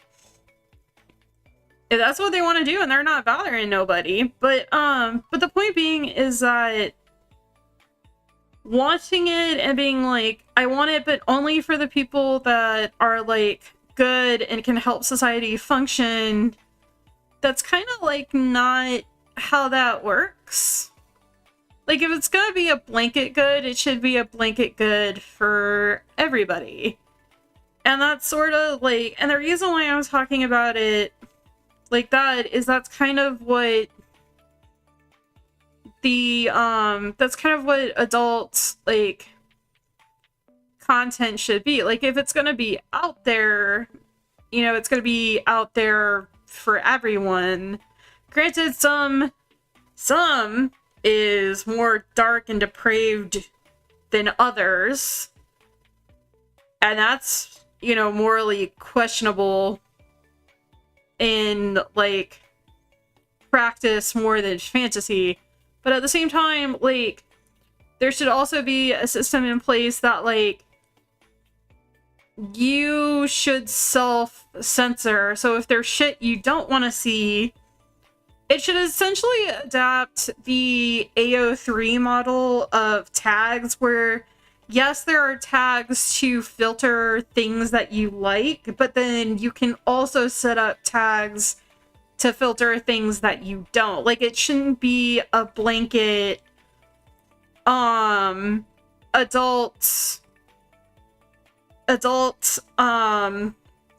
or let's put it this way. It shouldn't be a blanket pornography is bad, therefore ban it for everyone. Because that's just going to cause all kinds of shit and trouble that you don't really want to deal with. But, like, you should have the ability to pick and choose if you want to, you know, if you want to see it or if you don't. And I feel like with social services, because, like, there's been a call to have, like, more social services, right? So universal basic income,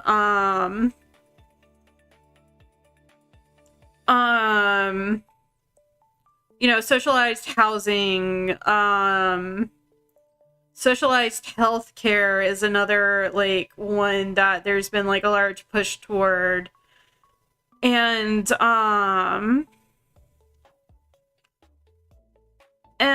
for me personally, like,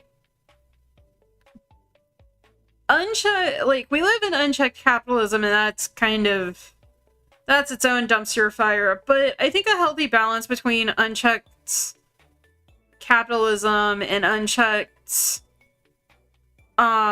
socialism, or like community sharing of ideas, essentially like communism. Like, I feel like you can balance them both pretty well by letting people decide if they want to, like, opt into that. So, like, somebody who doesn't mind paying higher taxes to help somebody else out would reap the benefits of being in a socialized program. Whereas if it's something that you don't want to do, you don't feel like you should be forced to do, then you can, like, opt out and go the hoorah, I'm a self-made, you know, person. I retain my individuality and what have you.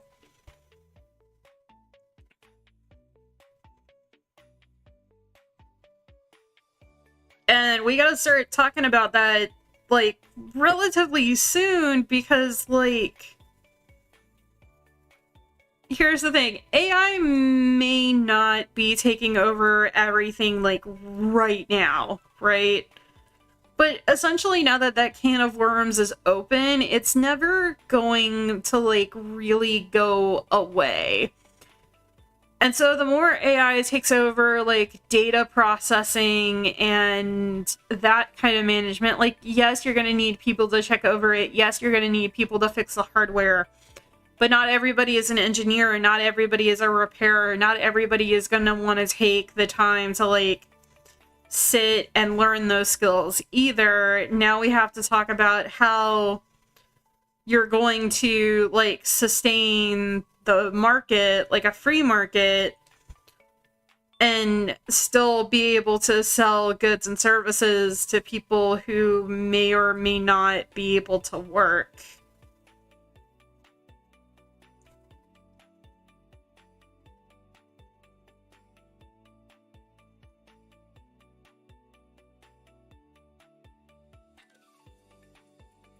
And like, the internet is still very much a lawless place.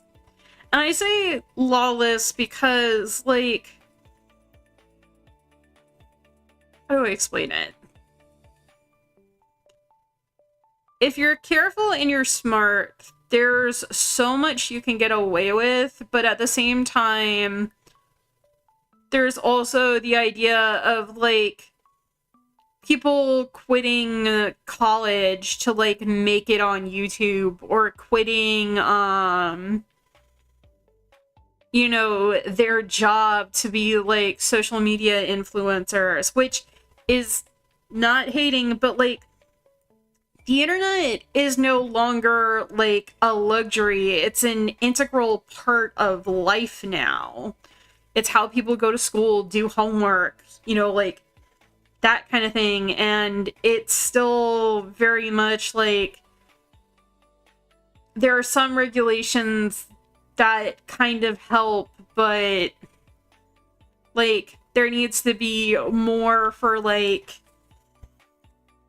laws, not laws, but like regulations surrounding, you know, like child influencers and how they get paid, and if they're able to get like a fund set up for them, or, you know, people finding not necessarily like Mr. Beast level celebrity fame, but like sort of like minor or pseudo fame, and trying to like sort of, and trying to navigate that, especially, you know, when you have things like stalkers and just,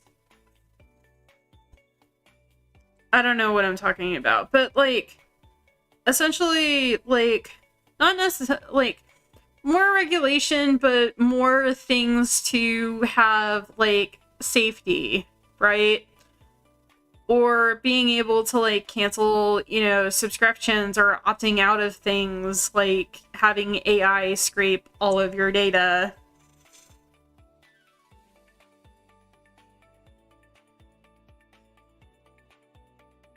Which, there was actually, interestingly enough, there was a bill that was passed that,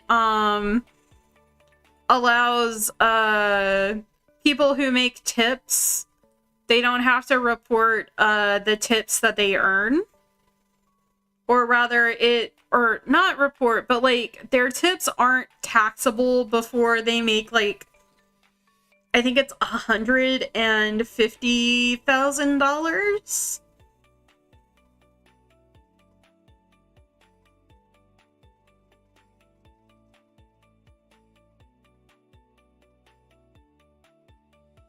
So that's a good win.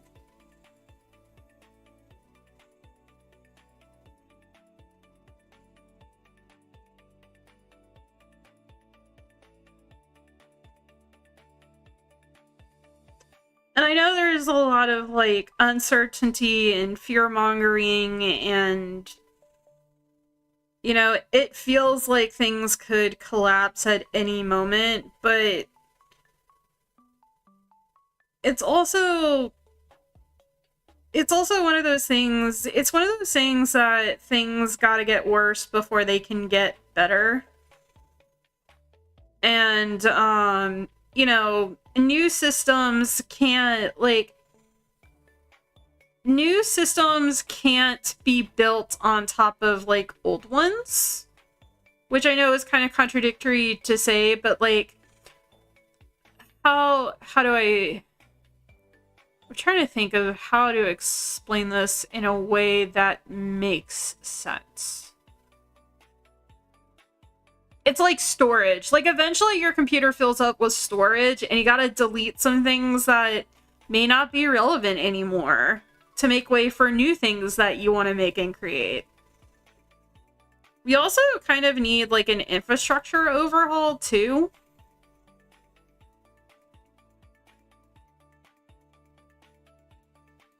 Not necessarily go electric for like everything, but like implement more like green and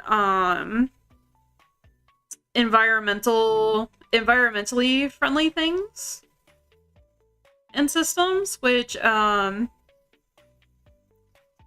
Fish Mom, so my mom essentially she installs solar panels, which is actually really interesting when you look at solar panels, because they get I think it's like you can have goats or sheep.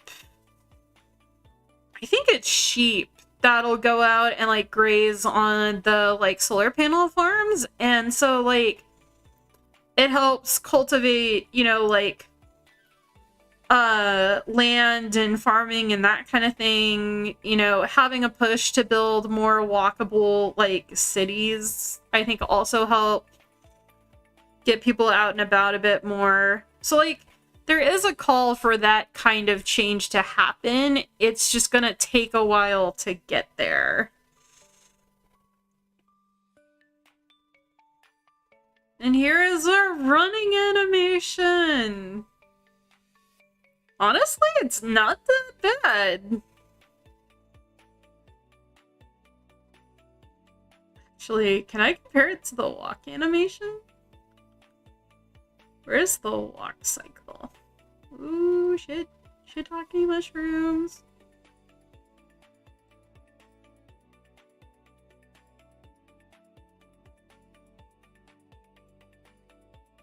The walk cycle I did all in one thing. But that came out pretty good. Hell yeah. I love when I do cool shit.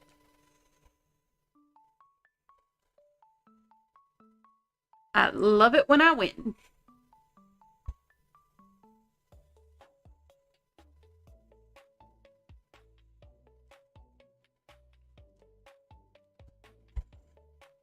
Also, I can't really talk about socialized systems, coming off a bit hypocritical because I work a part-time job right now, so. And I'm trying to do the art thing for money because it's a hell of a time to start an art business, let me tell you, with the whole world collapsing and being on fire.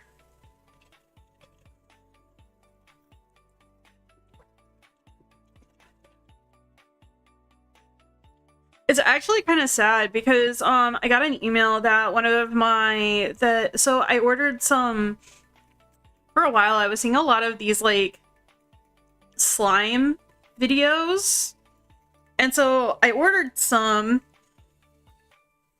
because I wanted to play with it as like a STEM thing for reasons, and I love the slime that I got.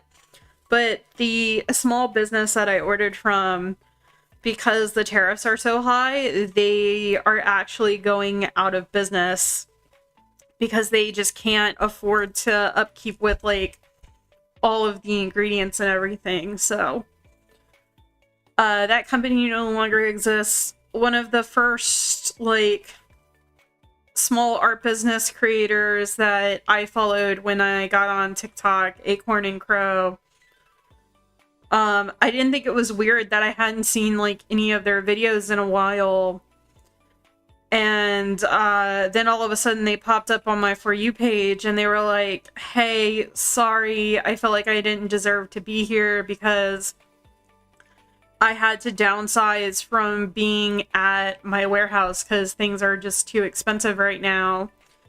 And so like they started off in their apartment, and then they had a warehouse, and they had a full team of people that they were paying to help, you know, like get everything. And then they had to like downsize.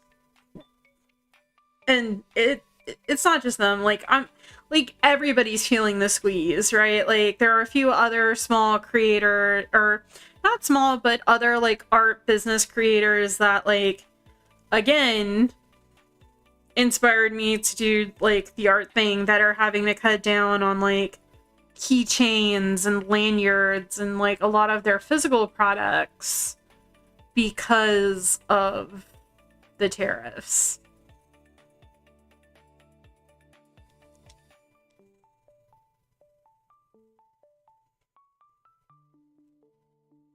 And it's like, on one hand, it's like, okay, if they're already successful, right, and they're struggling, what makes it's that Delulu vision that's like, what is it that makes you think that you can start when everything is chaotic and crazy and be able to succeed, where people who have already seemingly succeeded are, you know, having to scale back everything? And for me, I've always had bad timing. My entire life, I've always been late to the party, or I've always done things at the most, like, insane of times, and it's just, it's kind of on point for me, really, to be like, you know what? World's on fire, everything's super expensive, let's start a small business, baby! Do art and stickers and all that fun stuff.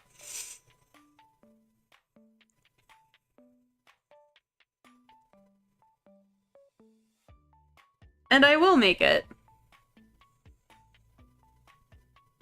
I may be overwhelmed right now, but I will make it. Because I've done the corporate data entry work for somebody I hate. And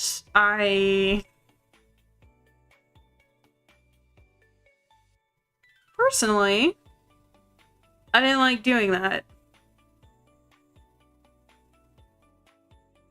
Where is the run cycle? There it is. Okay, so we completed our run cycle.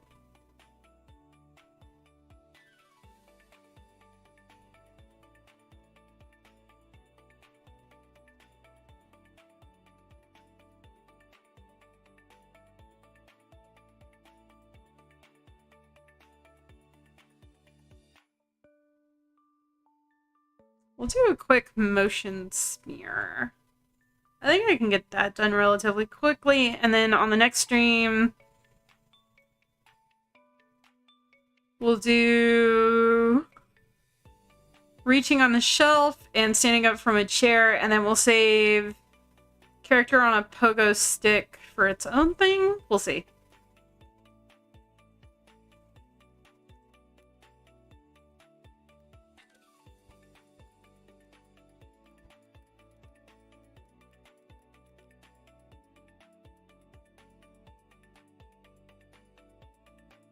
I'm gonna say it right now, because manifestation is all about, believing...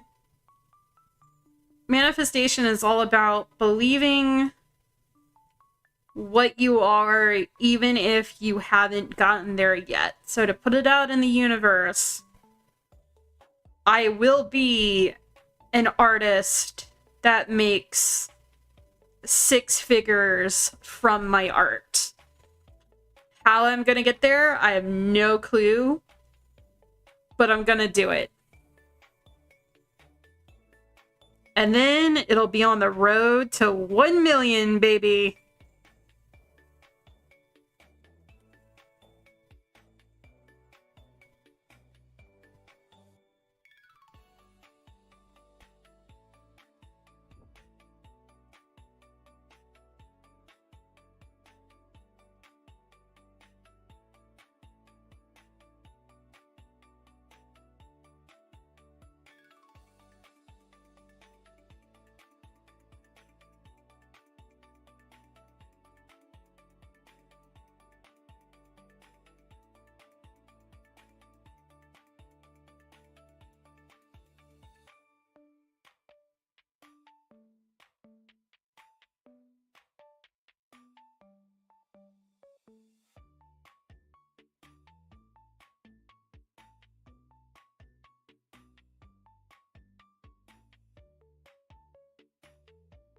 Principle of animation physics. That's interesting.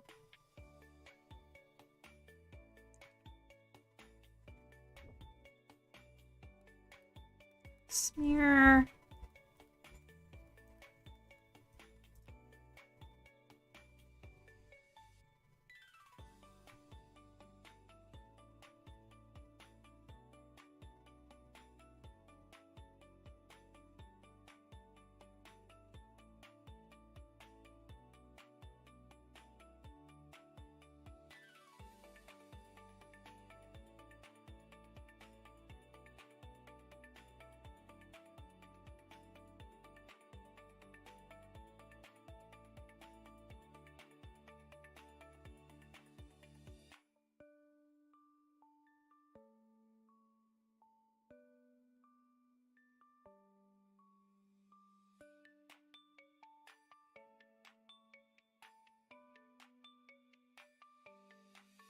I'm gonna watch a quick tutorial on how to do this, so give me 1 second.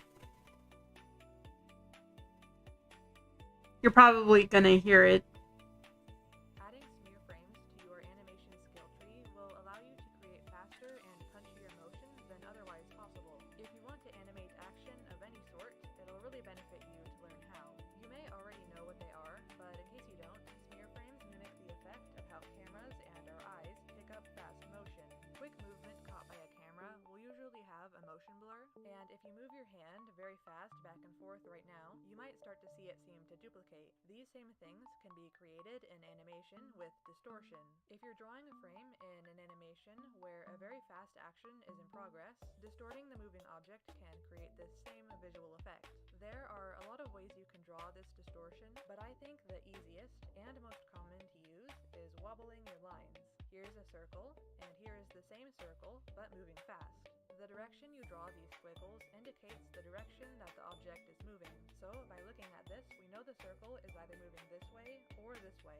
Increasing the intensity of your line waves indicates faster speed. Now this circle is moving really fast. You might also want to draw some speed lines around the edges of the shape, again going in the direction that the object is moving. Everything should be parallel. If your squiggles and lines are going in different directions, even just a little, the illusion of speed and clearness of the action won't get across. You also want to use randomness in your lines. The squiggles you draw should vary in size and spacing, and so should action lines. The alternative, making them evenly spaced in size, doesn't look natural at all. The typical way you would animate a movement is with slow in, slow out, aka starting the movement slowly, picking up speed, and then slowing back down at the end of it. But when using smear frames, you can go about things a bit differently. Take a look at this animation study I did from Pokemon. I colored these frames based on the level of action lines and smearing they have, red having the most action and smearing. We start with slower movement where the drawings aren't too far apart. Then it suddenly snaps into a less closely connected pose with intense wobbling and action lines. Then we slow back down for a bit, but after that is another intense jump from the previous frame. Here's what this looks like with the circle. These first frames we can call the prep frames because it's what happens before the big action. Think of a cat getting ready to pounce or someone winding back before they throw a punch. The movement can go in the same direction as the big action or in the opposite direction like a spring. These frames are all pretty close together and have little to no distortion on them. Then comes the big action. Like in the Pokemon animation, this frame can seem like a big jump forward. In this case, the circle has suddenly gotten much farther ahead. Creating this sudden departure from your previous frame might seem wrong, but it'll give your action a really strong punchiness. Usually, these intense smears only last about 1 to 3 frames, and if you're a beginner, I think just having one of these frames is best since it's much easier to pull off. After this big action smear frame, you have the option to slow out of the motion more gradually than you let into it. These frames may have very subtle smearing, but nothing crazy. There's a good chance that when you play the animation, it won't look quite right yet. In my case, I found that the difference in speed of the smear frame versus the beginning and end of the animation wasn't different enough for how dramatic I made the smear frame. To fix this, I pretty much just needed to make the spacing gaps around the smear frame bigger compared to the tighter spacing before and after. Here's the final result. Again, you can see how slowly and gradually transitioning into the big action isn't needed. And by comparison, if you do use normal slow in at the start, it doesn't have quite the same impact. It's a common beginner animator struggle to want to fill in all of the gaps and draw in every moment of an action, but sometimes large gaps are necessary and result in better animation. For your smear frames to look believable, you need to understand how arcs and paths work in animation.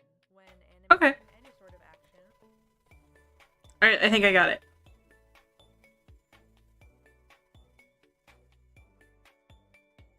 Okay.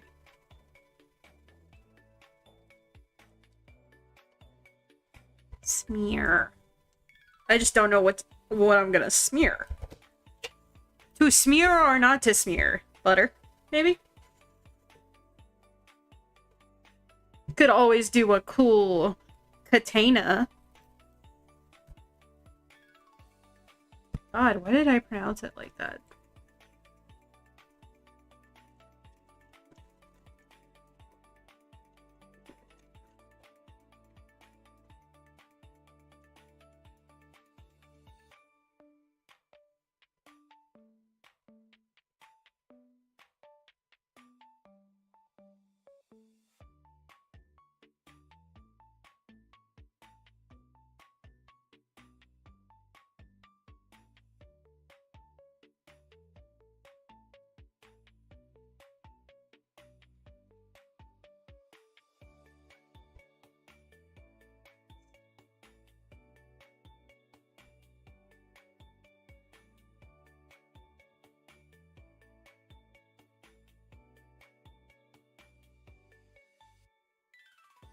What do I want to smear?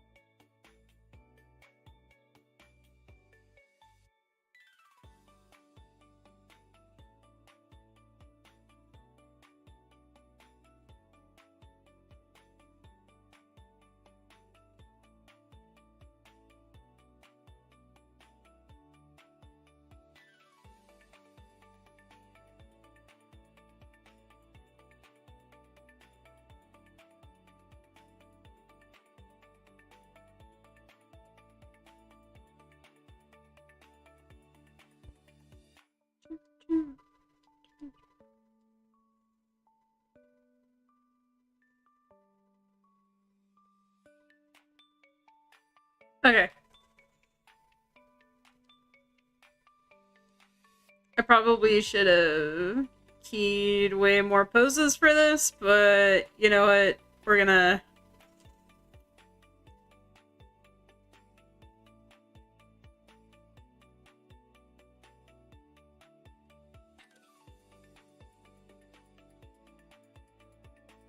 It's a little fish.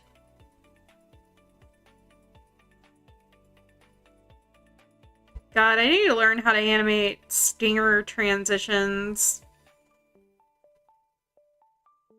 I can make buku doing that, I think. Methinks.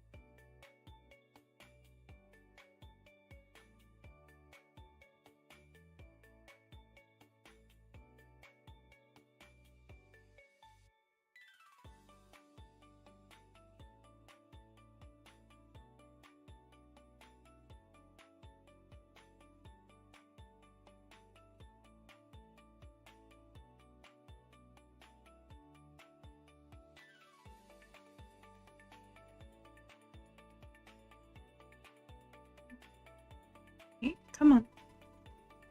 Make that 3.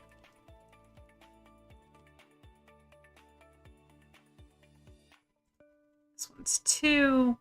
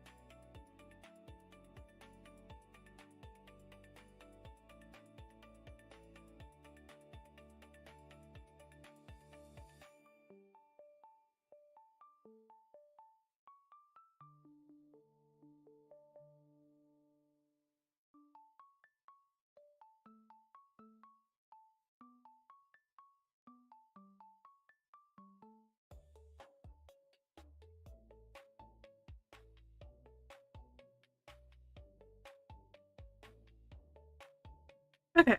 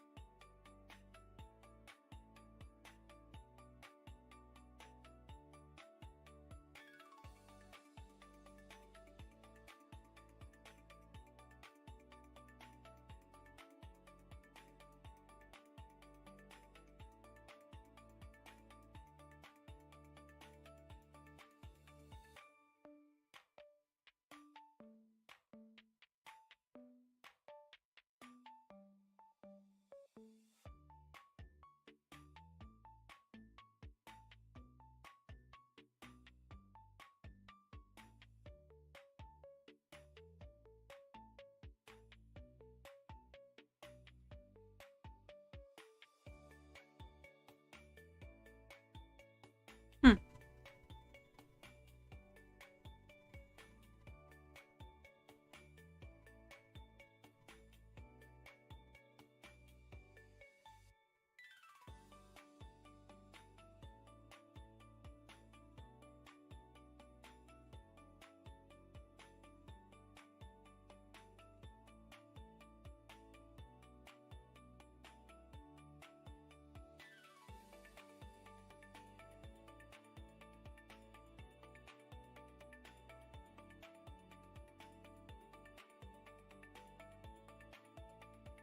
I thought there was a way to take out a cell.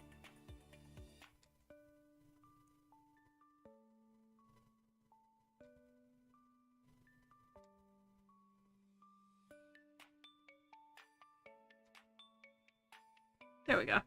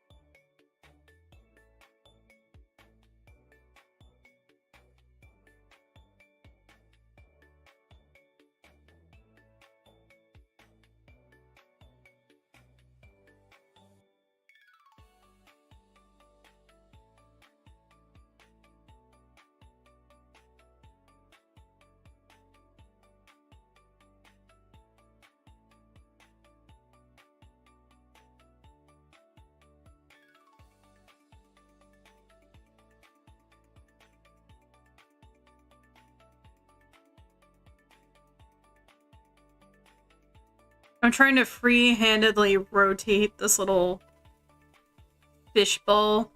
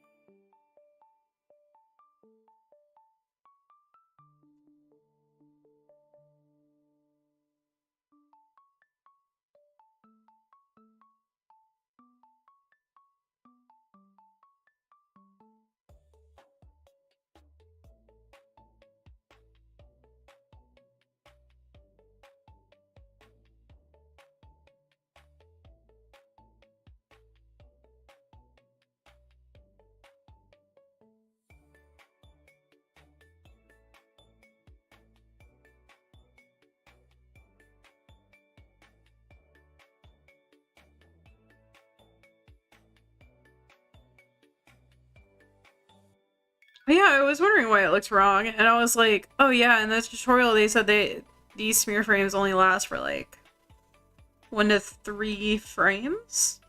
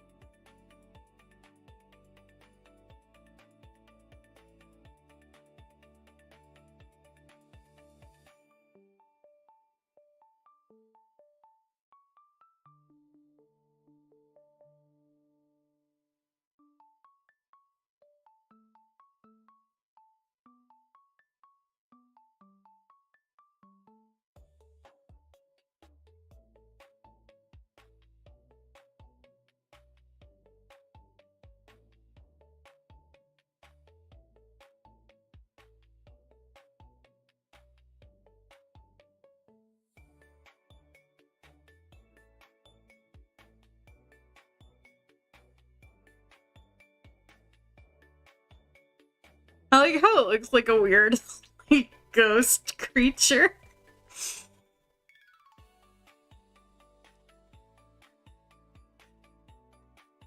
This is a lot of fun, though.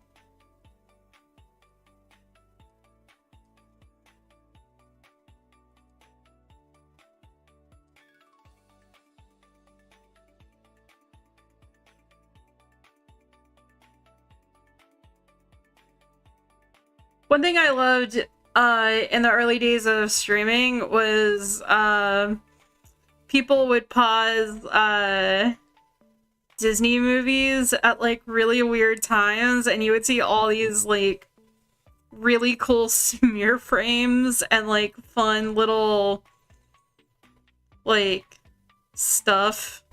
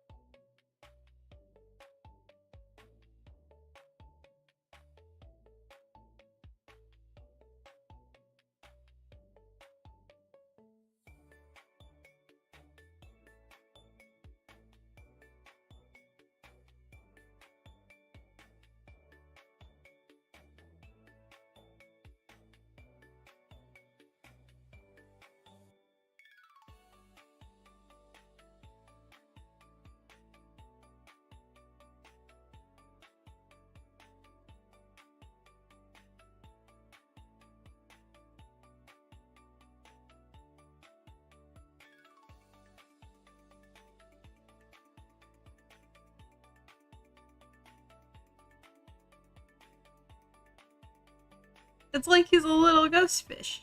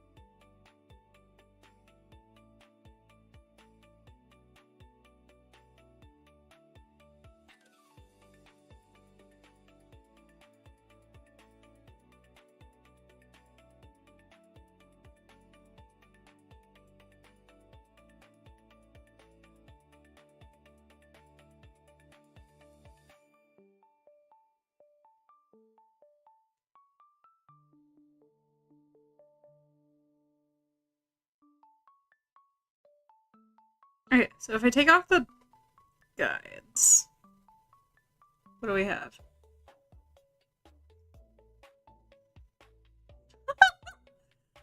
It's so cute!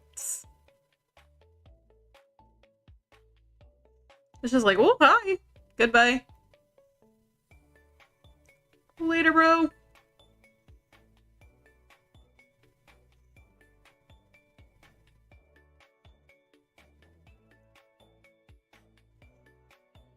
Oh my god. This turned out so cute. Oh. I'm not trying to erase your whole body. I'm just trying to erase bits of it.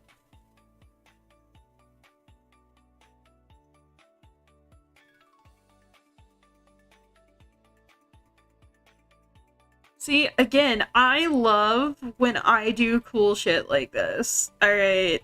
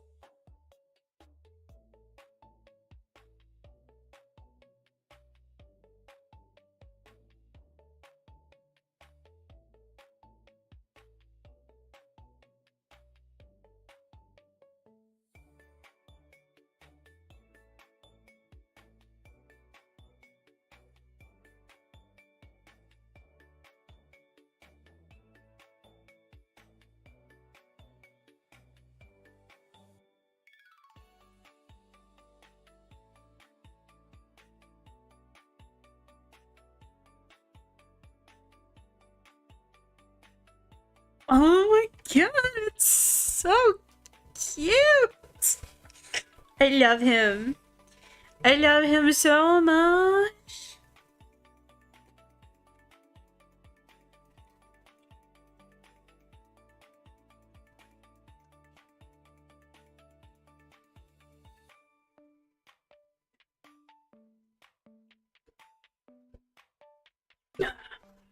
Right. Okay. We're gonna add color. And then I'm calling it a night tonight. Okay.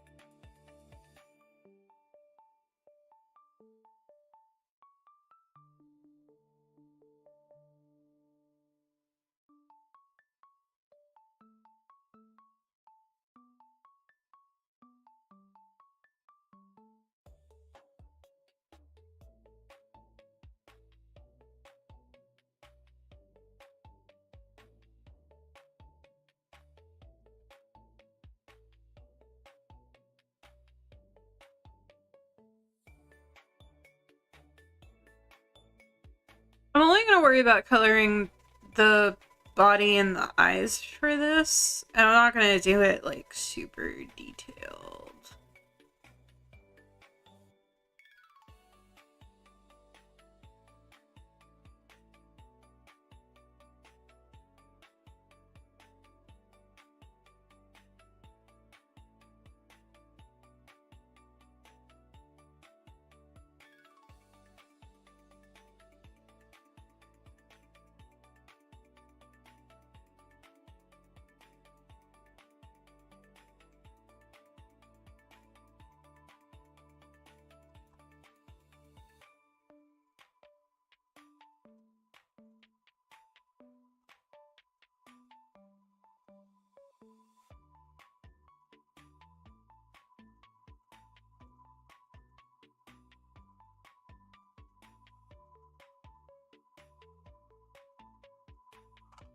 Oh.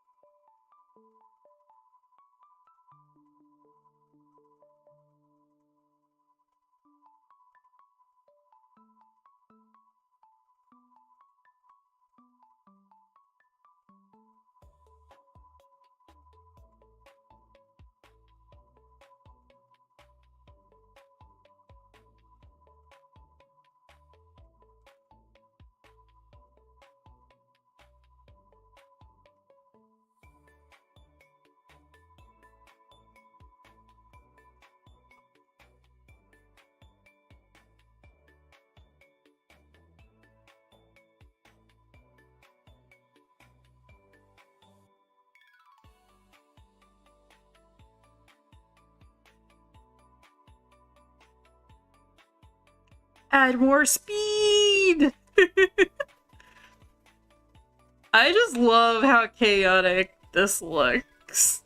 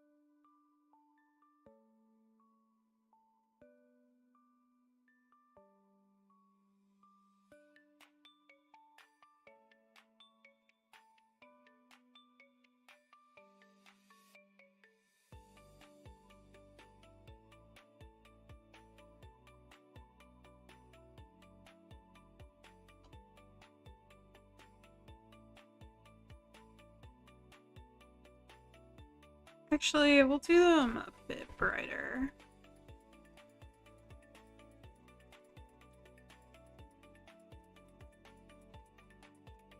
He's a ghost fish. Super spooky.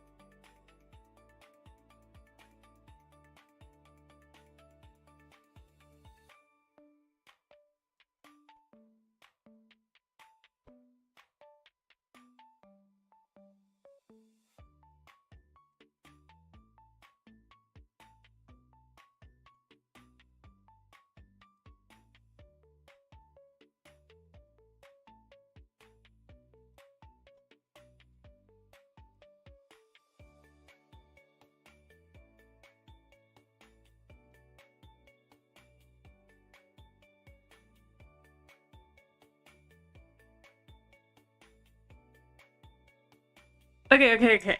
Now let's see it all in action. Oh my god!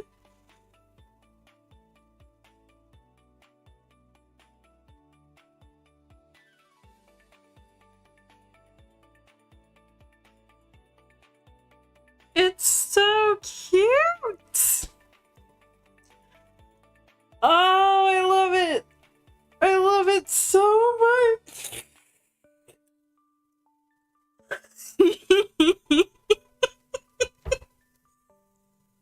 I love when I do cool shit like this!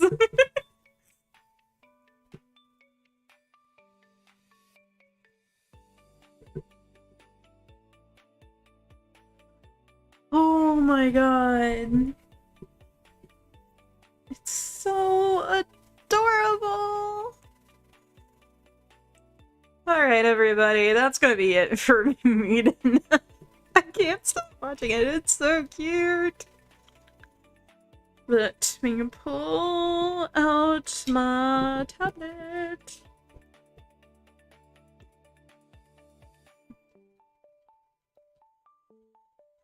I think tomorrow's gonna be an administration day for me. To get, like, work shit set up. Okay. That aside, let's go find somebody to raid into. Let's go do Raid Shadow Legends. Why am I shouting them out? They don't sponsor me.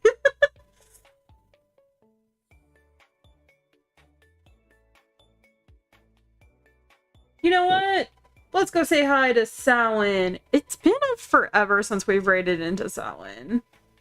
And he's playing Silksong tonight. I think I remember reposting that. Okay. So we're gonna go right into Samhain. I am... What am I doing? What am I doing? You know what? I have no clue what I'm doing. The fact that anybody is still here is its own little miracle. Anyway, point being is... Think. I'll be back Monday with some more Another Crab's Treasure. I will be, Next Tuesday, we'll be doing some more art. And then, you know, typical schedule-y things, typically scheduled. So, I will try to have the new Discord server up sometime next week. I will get all of my socials relinked on my link tree, and we'll go from there. Anyway, much love. I hope y'all have a good whenever, and I will see everybody in the next stream.